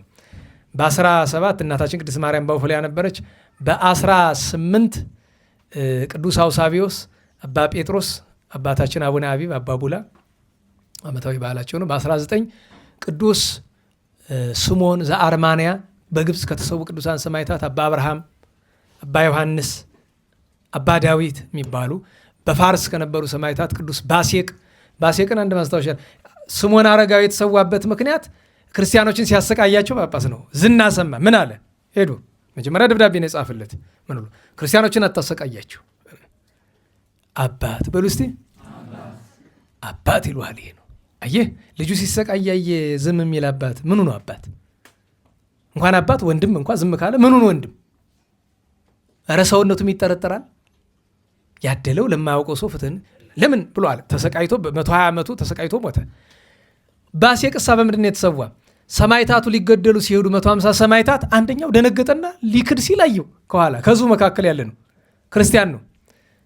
ሄደና ናስቲ አንተ አይዞ ምንድን ነው አለው። ሰይፉን ፈራሁት አለ። ችግር የለውም አይነን ጨፍነው ቀላል ነው፣ ወደ ዘላለም ሕይወት ትሄዳለህ። ዝም ብለህ አይነን ጨፍነው ብዙ አያምም። ለማደፋፈር አይኑን ጨፍነው ቆረጡት። ሲፈራ ንጉሱ አይቶ ስለነበረ ይሄን ሰው ማን ያበረታዋል? ባሴቅ ነው። አንተንማ በሰይፍ አልቆርጥህም ብሎ በቁሙ ቆዳውን ገፈፈው። ምላሱን ቆርጦ ቆዳውን ገፎ ነው የገደለው ቅዱስ ባሴቅ። በ20 አባ በብኑዳ ቄርሎስ እና 13 ልጆቹ ከሚስቱ ጋር ሰማዕትነት የተቀበለበት ነው። በ21 እዚያኛው ጉባኤ አጋጣሚ ሄጄ ነበረ።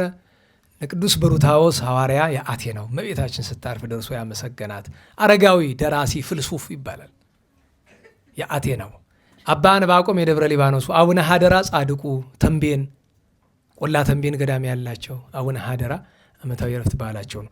በ22 አባታችን ቅዱስ ተክለ ሃይማኖት ደብረ ሊባኖስ የወረዱበት የጌታችንን ቅዱሳት መካናት እያንዳንዱን በአይነ ስጋ ሳይሆን በአይነ መንፈስ ከጽንሰቱ እስከ እርገቱ የእመቤታችን ከጽንሰቱ እስከ እርገቷ ድረስ እያንዳንዱን ነገር ጌታችን ከ1200 ዓመት በፊት የነበረውን በተግባር እያሳያቸው የጎበኙበት ከንባብ ብዛት አይናቸው የጠፋበት እመቤታችን አይናቸውን ያበራችበት ወደ ሰማይ ወስዳቸው ከካህናት ጋር ያጠኑበት መታሰቢያ ያን ቀን እናከብራለን። ታላቁ ሊቅ ቅዱስ ለእስክንድሮስ ሰለስቱ ምዕት እናውላችሁ። ቅዱስ ለእስክንድሮስ የሰለስቱ ምዕት ሰብሳቢ አይደለም? መታሰቢያ መደረግ ነበረበት። እኔ መቼም ዘላለም እኔም መውቀስ ነው፣ እናንተም መዘንጋት ነው ስራችሁ። እኔም መውቀስ ነው፣ ሁለታችንም አንጠቀምም። እውነቴን ነው። ሰው በትችት የሚጸድቅ ይመስላችኋል? እንዴት ባላችሁ? እንኳን በትችት በማስተማር አይጸደቅም። ምን ይማልነግራችሁ? ለእኔም አይጠቅመኝም፣ ለእናንተም ዝንጋዩ አይጠቅማችሁም። ስለ ቅዱስ ለእስክንድሮስ እዚህ በፊትም ስለተነጋገርን ወደፊትም እንነጋገራለን። ያን ቀን አባ ይስሐቅ አለ፣ አባ ሚካኤል አለ፣ አባ ማርቆስ። እኔ የአባ ማርቆስና የአባ ሚካኤል አንዳንድ ነገር ልቻ ልንገራችሁ። አባ ማርቆስ ማለት በ9ኛው መቶ ክፍለ ዘመን የነበረ የግብፅ ሊቀ ጳጳሳት ነው። ማርቆስ ዳግማዊ ወይም ማርቆስ አዲስ ይባላል። ፓትርያርክ ወይም ሊቀ ጳጳሳት ሆኖ ተሹሞ በጊዜው ከሮም ግዛት የፋርስ ሰዎችና አረቦች ክርስቲያኖችን በጦርነት ማርከው ይዘዋቸው መጡና ባርነት ይሸጧቸው። ይህንን ሰማ ነናዋላችሁ ሄዶ ከመኳንንቱ ከነገስታቱ ተከራክሮ መውሰድ አይችልም። ለምን? በጦርነት ስለማረኳቸው። በጦርነት የተማረከ ሰው እንደምታውቁት ዕቃ ማለት ነው፣ ከባድ ነው። ስለዚህ እነሱን ማትረፊያ መንገድ ምን አሰበላችሁ? አባት የሚለው ነገር እንዲረዳ ነው። አባት ቅዱስ ማርቆስ ምን አደረገ መሰላችሁ? ከቤተ ሊቀ ጵጵስና ያለውን ገንዘብ በሙሉ አየ፣ ያንን አወጣ። ከየአድባራቱ ስጡኝ አለ። በእግሩ እየሄደ በምዕመናን ቤት እየዞረ ለምኖ 3,030,000 የወርቅ ዲናር ሰበሰበ። ለምኖ በዛ ገንዘብ ሄዶ ክርስቲያኖችን ገዛቸው። ገበያ ላይ ሄዶ ማለት ነው። ይሄ ነው ሰው ማለት፣ እንደዚህ ነው። ክርስቲያን ማለት እንደዚህ ነው። ገዛቸውና ነፃ ወጣቸው። እኩሉን ትዳር አጋባቸው፣ እኩሉን ምናኔ፣ እኩሉን ደግሞ ወደ ሀገራቸው መለሳቸው። እንዲህ ያሉ አባቶች ነበሩ። አባ ሚካኤልን ደግሞ ፓትርያርክነት በግድ ሾሙት ሊቀ ጳጳስና 2 ዓመት ከመንፈቅ ቆየ። ኋላ እዚያ ያሉትን ክርስቲያኖችን እስቲ ተውኝ፣ እንዲህ አብይ ጾምን እባካችሁ እንዲሁ ገዳም ይቼ ልጾም አለ። ምክንያቱም የቀድሞ አባቶቻችን የግብፅ ሊቃነ ጳጳሳት የሚጠሉት ነገር ምንድን ነው ከተባለ ከተማ። የዛሬዎቹ ሳ አይደለም፣ አይመለከተኝም እንኳን ብዬ እንዲሁም ችግር ነው፣ አይጣል ነው። እንዲያው ስራ የጠፋ ይመስል ንቀው መተው አልችሉ ብለው ንቀው ቢተው እንደምን አለ ተንቆ ይተዋል እኮ እንደው ይሰማሉ፣ አውቃሉ አንዳንዶች ንቀው ቢተው ምን አለ። አንድ ተራ ጎንደር ውስጥ ያለ የሚለፈልፍ የሚሳደብ ምናምን ብለው ንቀው ቢተው እንደምን አለ። እኛም እኮ ትተናል አይደል? ቤተክርስቲያን ላይ ሁሉ ግፍ እየተደረሰ ደረኮ ዝም ብለናል እኮ አይደል? ምን እያለ ነው? ምንም እኮ አይደል፣ ዝም እኮ ብለናል። ግን አባቶቻችን ምን አሉ? ሰይጣን ሰው አይንቅም አሉ። ለበጎ እንዳይመስላችሁ፣ ለማክበር አይደለም። አይገሌ ኃጢአተኛ ነው ንቆ የሚተዋችሁ እንዳይመስላችሁ። አይለቃችሁም። ጨርሳችሁ ካልጠፋችሁለት አይተዋችሁ። ሰይጣን ክፋቱ እሱ ነው። አትተኙለት፣ አንተኛለት። አንዳንዱ ሰው ሲያዩት እንደዛ ይመስላል። እና አባ ሚካኤል ገዳም ሄዶ በቃ ልክ ወይ ልጁ እንደሞተበት አባት ወይ እናት አባቱ እንደሞቱበት ልጅ በጣም አምርሮ አለቀሰ። ከዚያ ጌታችን ምን አለው? ጌታዬ እኔ በከተማ መኖር አልችልም። እኔ በዚህ የጵጵስና ልብስ በዚህ የጵጵስና ወንበር አልችልም። እባክህ ጌታዬ ትቼው በረሃ እንዳልገባ እረኛ ነኝ፣ አልችልም። ብቸኛው ቀዳዳ ብቸኛው መፍትሄ አንድ ነው፣ ውሰደኝ እባክህ ከዚህ የጵጵስና መንበር ለየኝ በሞት አለው። ትንሣኤ ሲደርስ ወሰደው። መልአከ እግዚአብሔር መጥቶ ሞተ፣ አረፈ። እግዚአብሔር በረከታቸውን ያሳድርብን። እንዲሁ የነሱ ጠብታ ቢኖረን እንዴት እመኝ ነበር ሁላችንም። ዛሬ 23 ነው። ቅዱስ ጊዮርጊስን አወሳነ። ቅዱስ ሮቆ ቸነፈር ብድብድ እንዳይዝ በስሙ የሚማጸን ቃል ኪዳን የተቀበለ ነው። ነገ ስንት ቀን ነው? 24 ነው። አባ ይድራ፣ አባ ሱምትዩ፣ ቅዱስ ጻና አሉ። በ25 እናታችን ቅድስት ሳራ ተወዳጇ እናታችን ከሁለት ልጆቿ ጋር የተሰዋችው። ባይታዊ ቅዱስ ገዳማዊ አባ በብኑዳ የአባ መቃርስ የመጀመሪያው ታላቁ ደቀ መዝሙር እና ኢትዮጵያዊ ጻድቅ አቡነ ገብረ ማርያም የገዳመ ልሆኝ። በ26 ቅዱስ ሱስንዮስ ወልደ ሱሲ፣ ቅዱስ ዮሐንስ ባቢሎናዊ። በ27 ስም አጠራሩ የከበረ ደግነቱ ያማረ ታላቁ ሰማዕት ቅዱስ ፊቅጦር ዓመታዊ በዓሉ ነው። ጉባኤ ይኖር ይሆናል፣ ካልሆነም አንዱ ለሰሶ አስተምር ይሆናል። በዕለቱ ስሙን ሳንጠራ እንደምን መዋል ይቻለናል? ቅዱስ ፊቅጦርን እናቱ ቅድስት ማርታ ከእሱ ጋር የተሰዋችው የ15 ዓመቷ ብጽሕት እስጢፋና፣ ፈረንጆቹ ኮሮና የሚሏት ቅድስት እስጢፋና። ከኢትዮጵያውያት እናቶች መካከል ቅድስት ክርስቶስ ክብራ የአቡነ ገብረ ናዝራዊ እናት፣ ቅድስት ዓመተ እግዚ የአቡነ ሐራ ድንግል ረድ የነበረች ደገኛ እናት፣ ረዳት የነበረች ቅድስት እናት እና አባ ኖባ እነ ሲሶማ ኖዳ የሚባሉ ቅዱሳን ሰማዕታት ዓመታዊ በዓላቸው ነው። በ28 ቅዱስ ሜሌዎስ፣ ቅዱስ ብስጣውሮስ አሉ። በ29 አባ አካክዮስ፣ አባ ገምሶ፣ ቅዱስ አርስጦስ የሚባል ከ72 አርድእት ሐዋርያ ነው። የዛሬ ሳምንት በ30 ወንጌላዊ ቅዱስ ማርቆስ ዓመታዊ የእረፍት በዓሉ ነው። እናታችን ቅድስት ማርያም እናትንም እናስባለን። ሁላችንም የዚያ ሰዎች በለን። ትምህርታችን ባጭር እንግታ። ትምህርታችን ባጭር ለመግታት ርዕሳችን ምንድን ነው? ተንስ እግዚኦ ወተበቀል። በቀሌ። አቤቱ ተነስ በቀሌንም ተበቀል። 1 2 3 ብለን ባጭር እናደርገው። ተናጋሪው፣ ለማኙ፣ ጸሎተኛው የሚለምነው አዳም ነው እንበል። በአዳም አንጻር በብሉይ ኪዳን የነበሩ የልጆቹ በሲኦል የገቡትን ተንሥእ እግዚኦ ይላሉ መድኃኒታችን። ተንሥእ እግዚኦ ማለታቸው ምንድን ነው? 1 በረድኤት፣ 2 ስጋችንን ለመዋሃድ፣ 3 ለእኛ ፍቅር ስትል ሙተሃልና ተንሥእ እግዚኦ፣ ተነስ በኃይል በስልጣን ተንሥእ እግዚኦ ይላል። ሁለተኛ ስለ ቅዱስ ዳዊት እንጠቅሳለን። ደህና ዋላችሁ። ቅዱስ ዳዊት ጠላቶቹ ያሳድዱታል። አንድ ጊዜ እና አቤሴሎም የሚገርማችሁ ነገር አዳም አባታችን ተነስና በቀሌን ምን በልልኝ ተበቀልልኝ አለ። ጠላቶቹ አጋንንት እንዲበቀልለት። ቅዱስ ዳዊት ደግሞ ጠላቶቹ እነ ኢዮአብ እነ ሳሚ ወልደ ጌራ እና አቤሴሎምን እግዚአብሔር ተበቅሎ አጥፍቷቸዋል። በቀል የማን ነው? የማን ነው? የእግዚአብሔር ነው። ሶስተኛ ተንሥእ እግዚኦ አለው በረድኤት ነው፣ በመርዳት ነው። ከዚያ ተናጋሪዎቹ መቃቢያን ይሆናሉ። መቃቢያንን ያሰቃያቸው ማን ነው? አንጥያኮስ። ተንሥእ እግዚኦ በረድኤት ተነስ ወተበቀል በቀሌ። አንጥያኮስን አጥፋው ተበቀልልኝ። ቤተ መቅደስን አፍርሷል። ይቅርታ ማፍረስ አይደለም፣ ቤተ መቅደስን አርክሷል። ቆሻሻ የጣዖት መስዋዕት እንዲሰዋበት አድርጓል። ህዝቡን ፈጅቷል። ስለዚህ ተነስና በቀሌን ተበቀልልኝ። ከዚያ ሁላችን ምእመናን ተንሥእ እግዚኦ ወተበቀል በቀሌ እንላለን። አቤቱ ተነስ፣ ከሙታን መካከል ተነስ፣ በቀላችንንም ተበቀልልን። መኑ እያስባልክ ጠላት ዲያብሎስን በመስቀልህ ኃይል በንፋስ አውታር ጠርቀህ ወጥረህ ይዘህ በትንሣኤ ኃይል አስጨንቀው፣ ሲኦልን በርበራት። በቀላችንን ተበቀል፣ ምርኳችንን መልስ።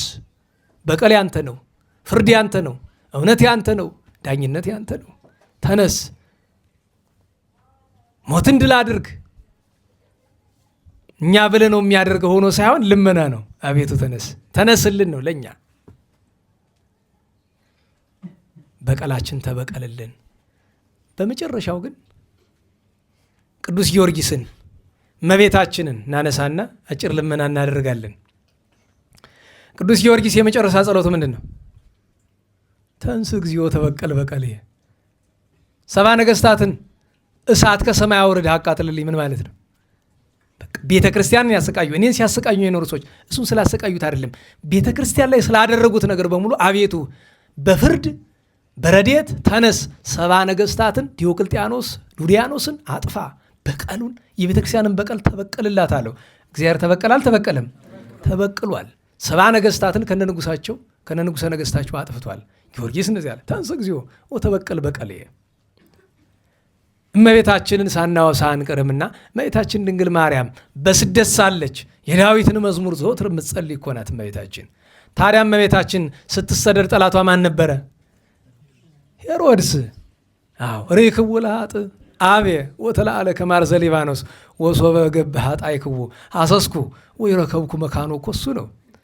ልጇን ለራሱ አይደለም፣ ምክንያቱም እመቤታችን ወዳጅ ተወዳጅ እናት ናት። ግን ልጇን ሊበላባት የፈለገ ሄሮድስን ተነስ ፍረድልኝ አለች። ተንሥእ እግዚኦ። በመረድኤት በክንዶ ያለውን ጌታ ትለምናለች። ተነሳ ቤቱ ፍረድልኝ። ጌታችንም ሰዓቱ ሲደርስ ቀኑ ሲደርስ ሄሮድስን ተበቅሎ አጠፋው። ሄሮድስን ብቻ አይደለም በፍርድ ተነስቶ ተበቅሎ ያጠፋቸው ስንት ይቆጠራሉ? በብሉይስ በሐዲስስ ቤተክርስቲያንን ሲያሰቃዩት የኖሩት ከነ ኔሮን ጀምሮ እነ ጠራብሎስ ትራጃን፣ እነ ዳኪዎስ፣ እነ ዲዮቅልጥያኖስ፣ እነ መክስሚያኖስ፣ እነ ኡልያኖስ፣ ሌሎቹ በሙሉ አጠቃላይ ዛሬ አሉ። ስም አጠራራቸው አለ። ጌታችን በረድኤት ተነስቶ ተበቅሎ አጥፍቷቸዋል። ዛሬም ቤተ ክርስቲያንን ምእመናንን የሚያሰቃዩትን እንዲህ ብለን ጌታችን ለምኗል። ተንሥእ እግዚኦ፣ አቤቱ በረድኤት ተነስ፣ በመፍረድ ተነስ፣ ፍትህን በመስጠት ተነስ። ወተበቀል በቀሌ፣ በቀሌን ተበቀል። ሶምሶንን አታስታውሱትም? አንድ በቀል እለምንሃለሁ ኃይል ስጠኝ ብሎ 3000 ኢሎፍላውያንን ከህንፃ ውስጥ አጥፍቷቸዋል አይደለም? አዎ። ዛሬም ቤተ ክርስቲያን ላይ ክርስቶሳውያን ላይ ኦርቶዶክሳውያን ላይ ግፍ እያደረጉ ላሉት እኛ ከእግዚአብሔር ፍርድ ከሰውማ ፍርድ አንጠብቅም። ተስፋ የምናደርገው ምድራዊ ነገር እንደሌለ በግራ በቀኙ ታዝበነዋል። ብዙም አይደለም። አዎ ፍርድ ከእግዚአብሔር ነው። እግዚአብሔር ታዲያ የሚፈርድ በሰው አድሮ ነው፣ ዝም ብሎ አይደለም። የሚያድርበት ሰው እስኪገኝ ድረስ ነው። ስለዚህ ተንስ እግዚኦ፣ አቤቱ ተነስ። የጊዮርጊስ ፈጣሪ የቅዱስ ጊዮርጊስ የቅዱስ ዳዊት ፈጣሪ ወልደ ለማርያም የድንግል ማርያም ልጅ አንዱ አምላካችን ጌታችን ኢየሱስ ክርስቶስ አቤቱ ተነስ፣ ፍረድልን፣ ፍረድልን። በግፍ ስለሚታረዱ ፍረድልን። ለወሬ እንኳ ሳይበቃ ደቡብ ጎንደር ላይ እነዚያ ሁሉ አገልጋዮች ወጥተው አልተረሸኑም? አልሰማችሁም? መጀመሪያ አትሮንሰ ማርያም ነበር አይደል? ለወሬ እንኳ ሳይበቃ ቀር አይደል? እንደገና ደግሞ ተከተለ። ቅዳሴ ወጥተው አፋቸውን ሳይሽሩ የቆረበ አካላቸው እንደዚያ ሲሆን የሚያዝን ልብ የለንም እኛ? እንዲያው ተነስና ተበቀል ስንል ግን የመጀመሪያው በቀል ወደኛ ይመስለኛል፣ ወደ እነዚያኞቹ አይመስለኝ፣ ወደኛ ወደ እናንተ ይመስላል። በወገኖቻችን ደግሞ ወደምንዘብት ለኛ በተለይ ቤተ መቅደስ ወዳለን ሰዎች ነው የመጀመሪያው በቀል። ተበቀልት ብለን ስንል ከባድ ነገር ነው ልመናው። ነገር ግን የእግዚአብሔር ፍርድ የሚያስፈልግበት ጊዜ ላይ እንጃ እየደረስን ነው መሰለኝ።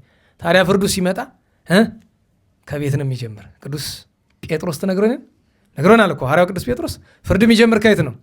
ከቤት ነው። ግን ሁሉም ከደጁ እስከሚደርስ ድረስ እንደ ሰባት ካት ውሃው ከአንገቱ እስከሚደርስ ድረስ ምንም አይመስለው። ምንም ጨርሶ ትንፋሹ እስካለች ድረስ የእኛ ሰው ከመዝለል ከመጥገብ እግዚአብሔርን ከመበደል መቼም የምንታቀብ አይመስለኝም። አሁን ስመለከተው ለእናንተ ላይሆን ይችላል፣ ለብዙዎቻችሁ ይወቀሳል። ለሚመለከተን ብቻ ነው። በተለይ አገልጋይ ነን ለምንል፣ አትሮንስ ላይ ለምንቆም፣ ቤተ መቅደሱ ላይ ለምንቆም ሰዎች አዎ ያ እየፈሰሰ ያለ ደም ጽዋው ሲሞላ ገዳዮችን ብቻ አይደለም፣ አስገዳዮችንም ብቻ አይደለም፣ የወገኖቻችንን ደም እንደ ተራ ነገር ንቀን ላየን ለሁላችንም ያ በቀል ይመጣል። ያም ሆኖ ግን እግዚአብሔርን በቃለ ዳዊት፣ በቃለ ጊዮርጊስ፣ በቃለ ቅዱሳን፣ በቃለ አበው ተነስ እግዚኦ፣ አቤቱ ተነስ ወተበቀል በቀሌን ፍረድልኝ። ቤተ ክርስቲያን ትላለች ፍረድልኝ። አዎ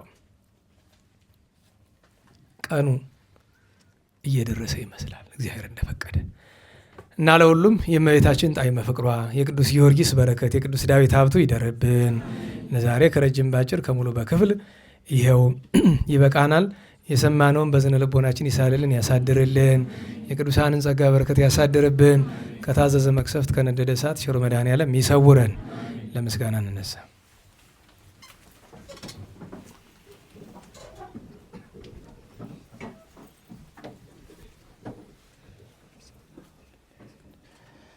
አድኅነነ ሕዝበከ ወባርከነ ርስተከ ሀበነ ለወመዊአ ለአግብርቲከ ለእለ ንጽየው ስመከ እቀበነ ውሉደ ሕዝብከ ወእስረነ በኃይለ መላእክቲከ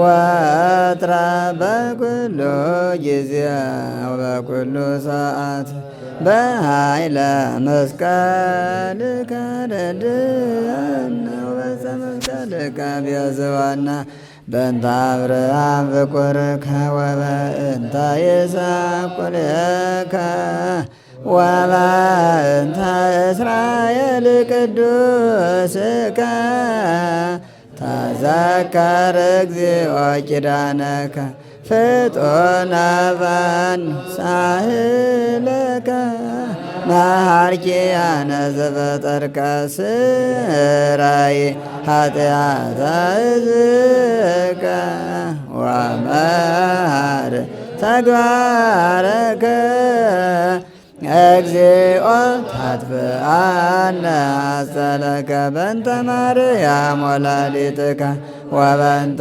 ዮሐንስ መጥምቅከ ወበእንተ ኩሎሙ ቅዱሳኒከ ረድአነ ወትረ በኃይለ መስቀልከ ኢታስተኀፍረነ እግዚኦ በቅድሜከ እግዝእትነ ናጽሪ ኀቤነ ጸልይ ለነ ለደቂቅኪ ወአድኅነነ እምኩሉ ምድዳቤ ወሐዘን መዓልተ ምስሌነ ወሌሊተ ማእከሌነ አንተ እግዚኦ ኢትርሐቅ እምኔነ ሃሎ ምስሌነ ረዳየ ኩነነ ኢትግድባነ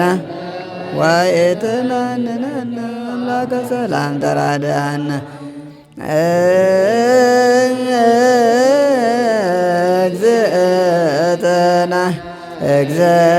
እግዝእትነ ናጽሪ ኀቤነ ሰላም ወልድኪ ያሉ ምስሌነ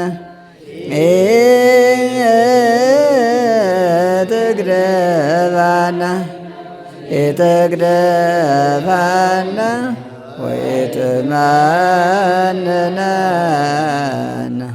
አምላከ ሰላም ተራድአነ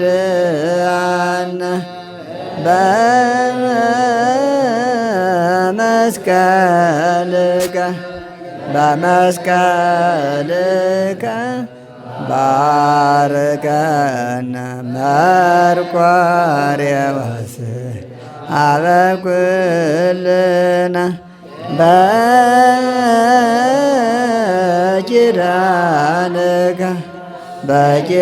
በኪዳንከ ተማፀነ አብየ እግዚእ አበኩልነ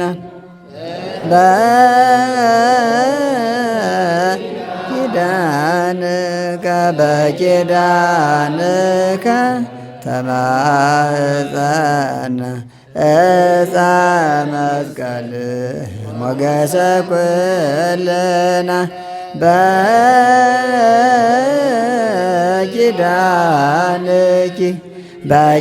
በኪዳንኪ ተማፀነ ወላዲተ አምላክ እመኩልነ። ቸሩ መድኃኔዓለም ፈጣሪያችን ሀገራችንን ቤተ ክርስቲያንን ከመከራው ይሰውርልን። የእመቤታችን ጣዕሟን ፍቅሯን ያሳድርብን። የቅዱስ ዳዊት ሀብቱን የቅዱስ ጊዮርጊስ በረከቱን ያሳድርብን። ሰላሙን፣ ቸርነቱን፣ ረድኤቱን ያድለን። ስብሐት ረስተናለክ ስብሐት ለአብ ስብሐት ለወልድ ስብሐት ለመንፈስ ቅዱስ ስብሐት ለአብ ስብሐት ለወልድ ስብሐት ለመንፈስ ቅዱስ ስብሐት ለአብ ስብሐት ለወልድ ስብሐት ለመንፈስ ቅዱስ ስብሐት ለእግዝእትነ ማርያም ድንግል ወላዲተ አምላክ ስብሐት ለመስቀለ እግዚእነ ኢየሱስ ክርስቶስ ክርስቶስ በምሕረቱ ይዘከረነ አመዳግም ምጽአቱ እያስታፍረነ ለሰቦተ ስሙ ያንቃነ ወበአምልኮቱ ያጽናነ እግዝእትነ ማርያም አይርጊ ጸሎተነ ወአስተስርይ ኩሎ ኃጢአተነ ቅድመ መንበሩ ለእግዚእነ ለዛብልዐነ ዘንተ በስተ ወለዘ አስቴነ ዘንተ ጽዋአ ወለዘ ሰርዐ ለነ ሲሳየነ ወአራዘነ ወለዘ ተአገሰ ለነ ኩሎ ኃጢአተነ ወለዘ ወሀበነ ሥጋሁ ቅዱሰ ወደሞ ክቡረ ወለዘ አብጽሐነ እስከ ዛቲ ሰዓት መላለም ምሕረቱ ናብሎቱ ስብሐት ለእግዚአብሔር ልዑል ወለወላዲቱ ድንግል ወለመስቀሉ ክቡር ይትሐኮቶ ይሰብሐ ስሙ ለእግዚአብሔር ወትረ በኩሉ ጊዜ ወበኩሉ ሰዓት ስብሐት ለአብ ወወልድ ወመንፈስ ቅዱስ ይእዜኒ ወዘልፈኒ ወለዓለመ ዓለም አሜን። አውሎግሶን በእንተ አብ ወወልድ ወመንፈስ ቅዱስ አቀበት ለወጡ ቁልቁለት ለወረዱ እርጥብ ለተሰባቸው ደረቅ ለነደደባቸው ለረዱ ለተራዱ ለዘከሩ ላዘከሩ ስመ እግዚአብሔር ስመ ማርያም ድንግል ስመ ቅዱሳን ለጠሩ እግዚአብሔር አስበ ቅዱሳን ይሰብልን። ጸሎተ እግዝእትነ ማርያም እንበል። ሰላም ለኪን ዘንሰግድ ብለኪ ማርያም ምንን አስተበኳኪ ማርያናዊት ማኅፀነኪ በእንታና መኪ ወያቄ ማወኪ ማይበረኔም ድንግል ባርኪ። ጸሎተ እግዝእትነ ማርያም ድንግል ወላዲተ አምላክ ታበየ ንስል እግዚአብሔር ወተታሰይ መንፈሴ በአምላክ መድኃኒ እስመሬ ማማላ አመቱን ሚዜስ ያስተበጹን ኩሉ ትውልድ እስመ ገብረ ሊተ ኃይለ ብያተው ቅዱስ ስሙ ወሳይሉኒ ለትውልድ ትውልድ ለለ ይፈረው ገብረ ኃይለ በመዝራይቱ ወዘሮ ሙልለ አቢብሊና ለቦሙ ወነሰቶም ላየላን መናብርቲዮም አይቤዮም ለቶታን ዋዝገቦም በረከቱ ለሩባን ወፈነው መራቆሙ ለውላን ተወክፎ ለእስራኤል ቆሪ ወተዘከረ ሳይሉ ዚቤሎም ለአባዊነ ለአብርሃም ወለዘሩ እስከ ለዓለም ባረክነ ቅድስና ንጽህና ንግሥትነ ፍትነ ማይሰሪው ለሰይጣን ሙለ መድኅን ወለተ ብርሃን ኦ መዝገበ በረከት መዝገበ ቅድሳት መዝገበ ንጽ መዝገበ ራእይ መዝገበ የዋሃት ባረክነ በእድኪ በከመ ባረኪ ወለኤፍሬም ፍቁርኪ በበረከተ ወልድኪ ወአብ መንፈስ ቅዱስ ስብሐት ለአብ ወወልድ ወመንፈስ ቅዱስ ለዓለሙ ለዓለመ ዓለም።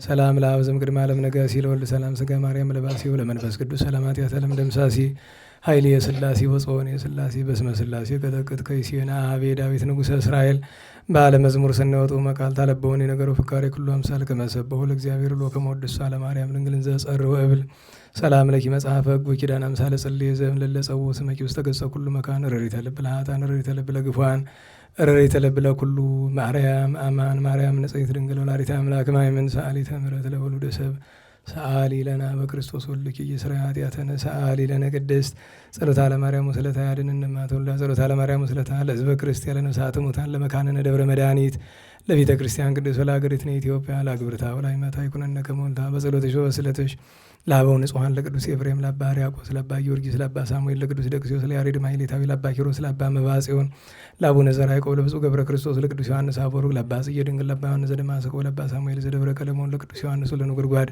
ለቅዱስ ቄርሎስ አምደ ሃይማኖት ለአቡነ አቢብ ለንጹሐን ስለ ክቡራን ሐዋርያት ለጻድቃን ሰማዕታት ለደናግል መነኮሳት የተለመንሽ ድንግል እመቤታችን ለእኛም ተለመኝን። ጽንዕት በድንግልና ስርጉት በቅድስና እመቤታችን ጸጋውን ክብሩ እንዳይነሳን ለምኝልን። አእምሮውን ለቦውን ጥበቡን ፍቅርሽን መዓዛሽን በልቦናችን ሳይልን አሳድሪልን።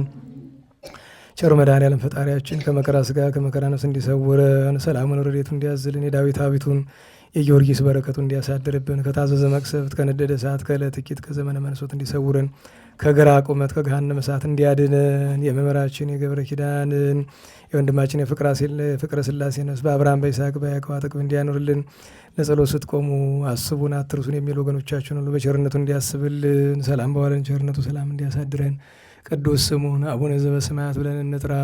አቡነ ዘበሰማያት ይትቀደስ ስምከ ትምጻእ መንግሥትከ ወይኩን ፈቃድከ በከመ በሰማይ ከማሁ በምድር ሲሳየነ ዘለለ ዕለትነ ሀበነ ዮም ህድግ ለነ አበሳነ ወጌግ ከመ ንሕነኒ ንህድግ ለዘአበሰ ለነ ኢታብአነ እግዚኦ ውስተ መንሱት አላ አድኅነነ እምኩሉ እኩይ እስመ ዚአከ ይእቲ መንግሥት ኃይል ወስብሐት በሰላመ ቅዱስ ገብርኤል መልአክ ኦ እግዝእትየ ማርያም ሰላም ለኪ ድንግል በኅሊናኪ ወድንግል በሥጋኪ እግዚአብሔር ጸባኦት ቡርክት አንቲ እምአንስት ወቡሩክ ፍሬ ከርሥኪ ተፈሥሒ ፍሥሕት ኦ ምልዕተ ጸጋ እግዚአብሔር ምስሌኪ ሰአሊ ወጸልዪ ለነ ምሕረተ ኢየሱስ ክርስቶስ ከመ ይስረይ ለነ ኃጣውኢነ ተማኅፀነ ብኪ የአብ የወልድ የመንፈስ ቅዱስ ምሕረት በረከት ሰላም የወላዲተ አምላክ የድንግል ማርያም በረከት የአባቶቻችን የአብርሃም የይስሐቅ የያዕቆብ የሙሴ የአሮን የዳዊት የሰሎሞን የጊዮርጊስ የሮቆ በረከት የዚህ ቅዱስ ስፍራ በረከት መታሰቢያ የተደረገላቸው የሁሉ ቅዱሳን በረከት የነቢያት የሐዋርያት የጻድቃን የሰማዕታት የደናግል የመነኮሳት የቅድስት ቤተክርስቲያን በረከት የቅዱስ የንጹሕ ዕፀ መስቀል በረከት በምናምን በእኛ ላይ በሁሉ ሕዝበ ክርስቲያን በሀገራችን ኢትዮጵያም ላይ ዛሬም ዘወትር መጽፍ ድርብ ይሁን። ቸሩ መድኃኔዓለም የተመሰገነ ይሁን። አጭር መልእክት ልንገራችሁና እንጨርሳለን። ያው በጊዜ የጨረስነ ይመስለኛል። የመጀመሪያው ሚያዝያ 30 ማለት የዛሬ ሳምንት የነዳያን ዝክር ይኖራል። ስለዚህ ዝክሩን የሚያዘጋጁት የቅዱስ ማርቆስ ወንጌላዊ ክፍል አገልጋዮች ይሆናሉ። አብራችሁ መሳተፍ ሙላችሁ ትችላላችሁ። ግን ዝክር መዘክር ከፈለጋችሁ የዛን ቀን እንድንዘክርላችሁ አብሮ ከሚዘጋጀው ጋር ሳንቲም ማዋጣት ከፈለጋችሁ ትችላላችሁ። ከበር ላይ ነው ወንድሞቻችን የሚሏችሁ። የቅዱስ ማርቆስ ወንጌላዊ ለነዳያን የሚዘጋጀው ድግስ ማለት ነው። ከዚያ በተረፈ የፍትሐ ነገሥት ኮርስ ነገ ይቀጥላል። ቀጣዩ ክፍል ነገ ቅዳሜ 10 ሰዓት ምህላ 11 ሰዓት ጉባኤ ነው። ሐሙስ እንደገና ክለሳ ይኖራል። ስለዚህ ሐሙስ ደግሞ ፍትሐ ነገሥት ክለሳ ይኖራል። ቅዳሜ መደበኛ ትምህርት፣ ሐሙስ ክለሳ ይኖራል ብለውናል። ያው ለአጽንኦተ ነገር ቅድም ተናግሬያለሁ። በእርግጥ ግን ስለላኩት የወንድማችን ቴዎድሮስ ጋብቻ ስነ ስርዓቱ እሁድ ሚያዝያ 25 ደብረ ብርሃን ቅድስት ሥላሴ ቤተክርስቲያን ነው የሚፈጸመው። ይህንን በድጋሚ ለማስታወስ ነው። መዝሙሩን ላሰናበትና የምትሄዱ እየሄዳችሁ የማይመሽብን ሆነን ዝማሬ ዳዊት የሚለውን እንዘምራለን። እንቅፋት ሳይመታን እሾህ ሳይወጋን ኃጢአት ሳይሰለጥንብን በደልም ሳይገዛን የብርሃን መላእክት በፊት በኋላ በቀኝ በግራ እየጠበቁን ለጊዜ ወደ የቤታችን ለፍጻሜው ተስፋ ወደምናደርጋት መንግሥተ ሰማያት ከተከፈተች ገነት ከተነጠፈች ዕረፍት ከአባቶቻችን ርስት ሁላችን በቸር ያደርሰን። ስብሐት ለእግዚአብሔር ልዑል ወለወላዲቱ ድንግል ወለመስቀሉ ክቡር ዘሳይል አሜን።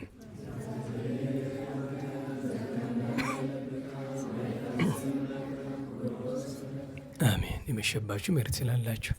ዝማሬ ዳዊትን ታለኮ አርድእትን ቅዳሴ መላእክትን ዝማሬ ዳዊትን ታለኮ አርድእትን ቅዳሴ መላእክትን የተቀበልክ አምላክ የተቀበልክ አምላክ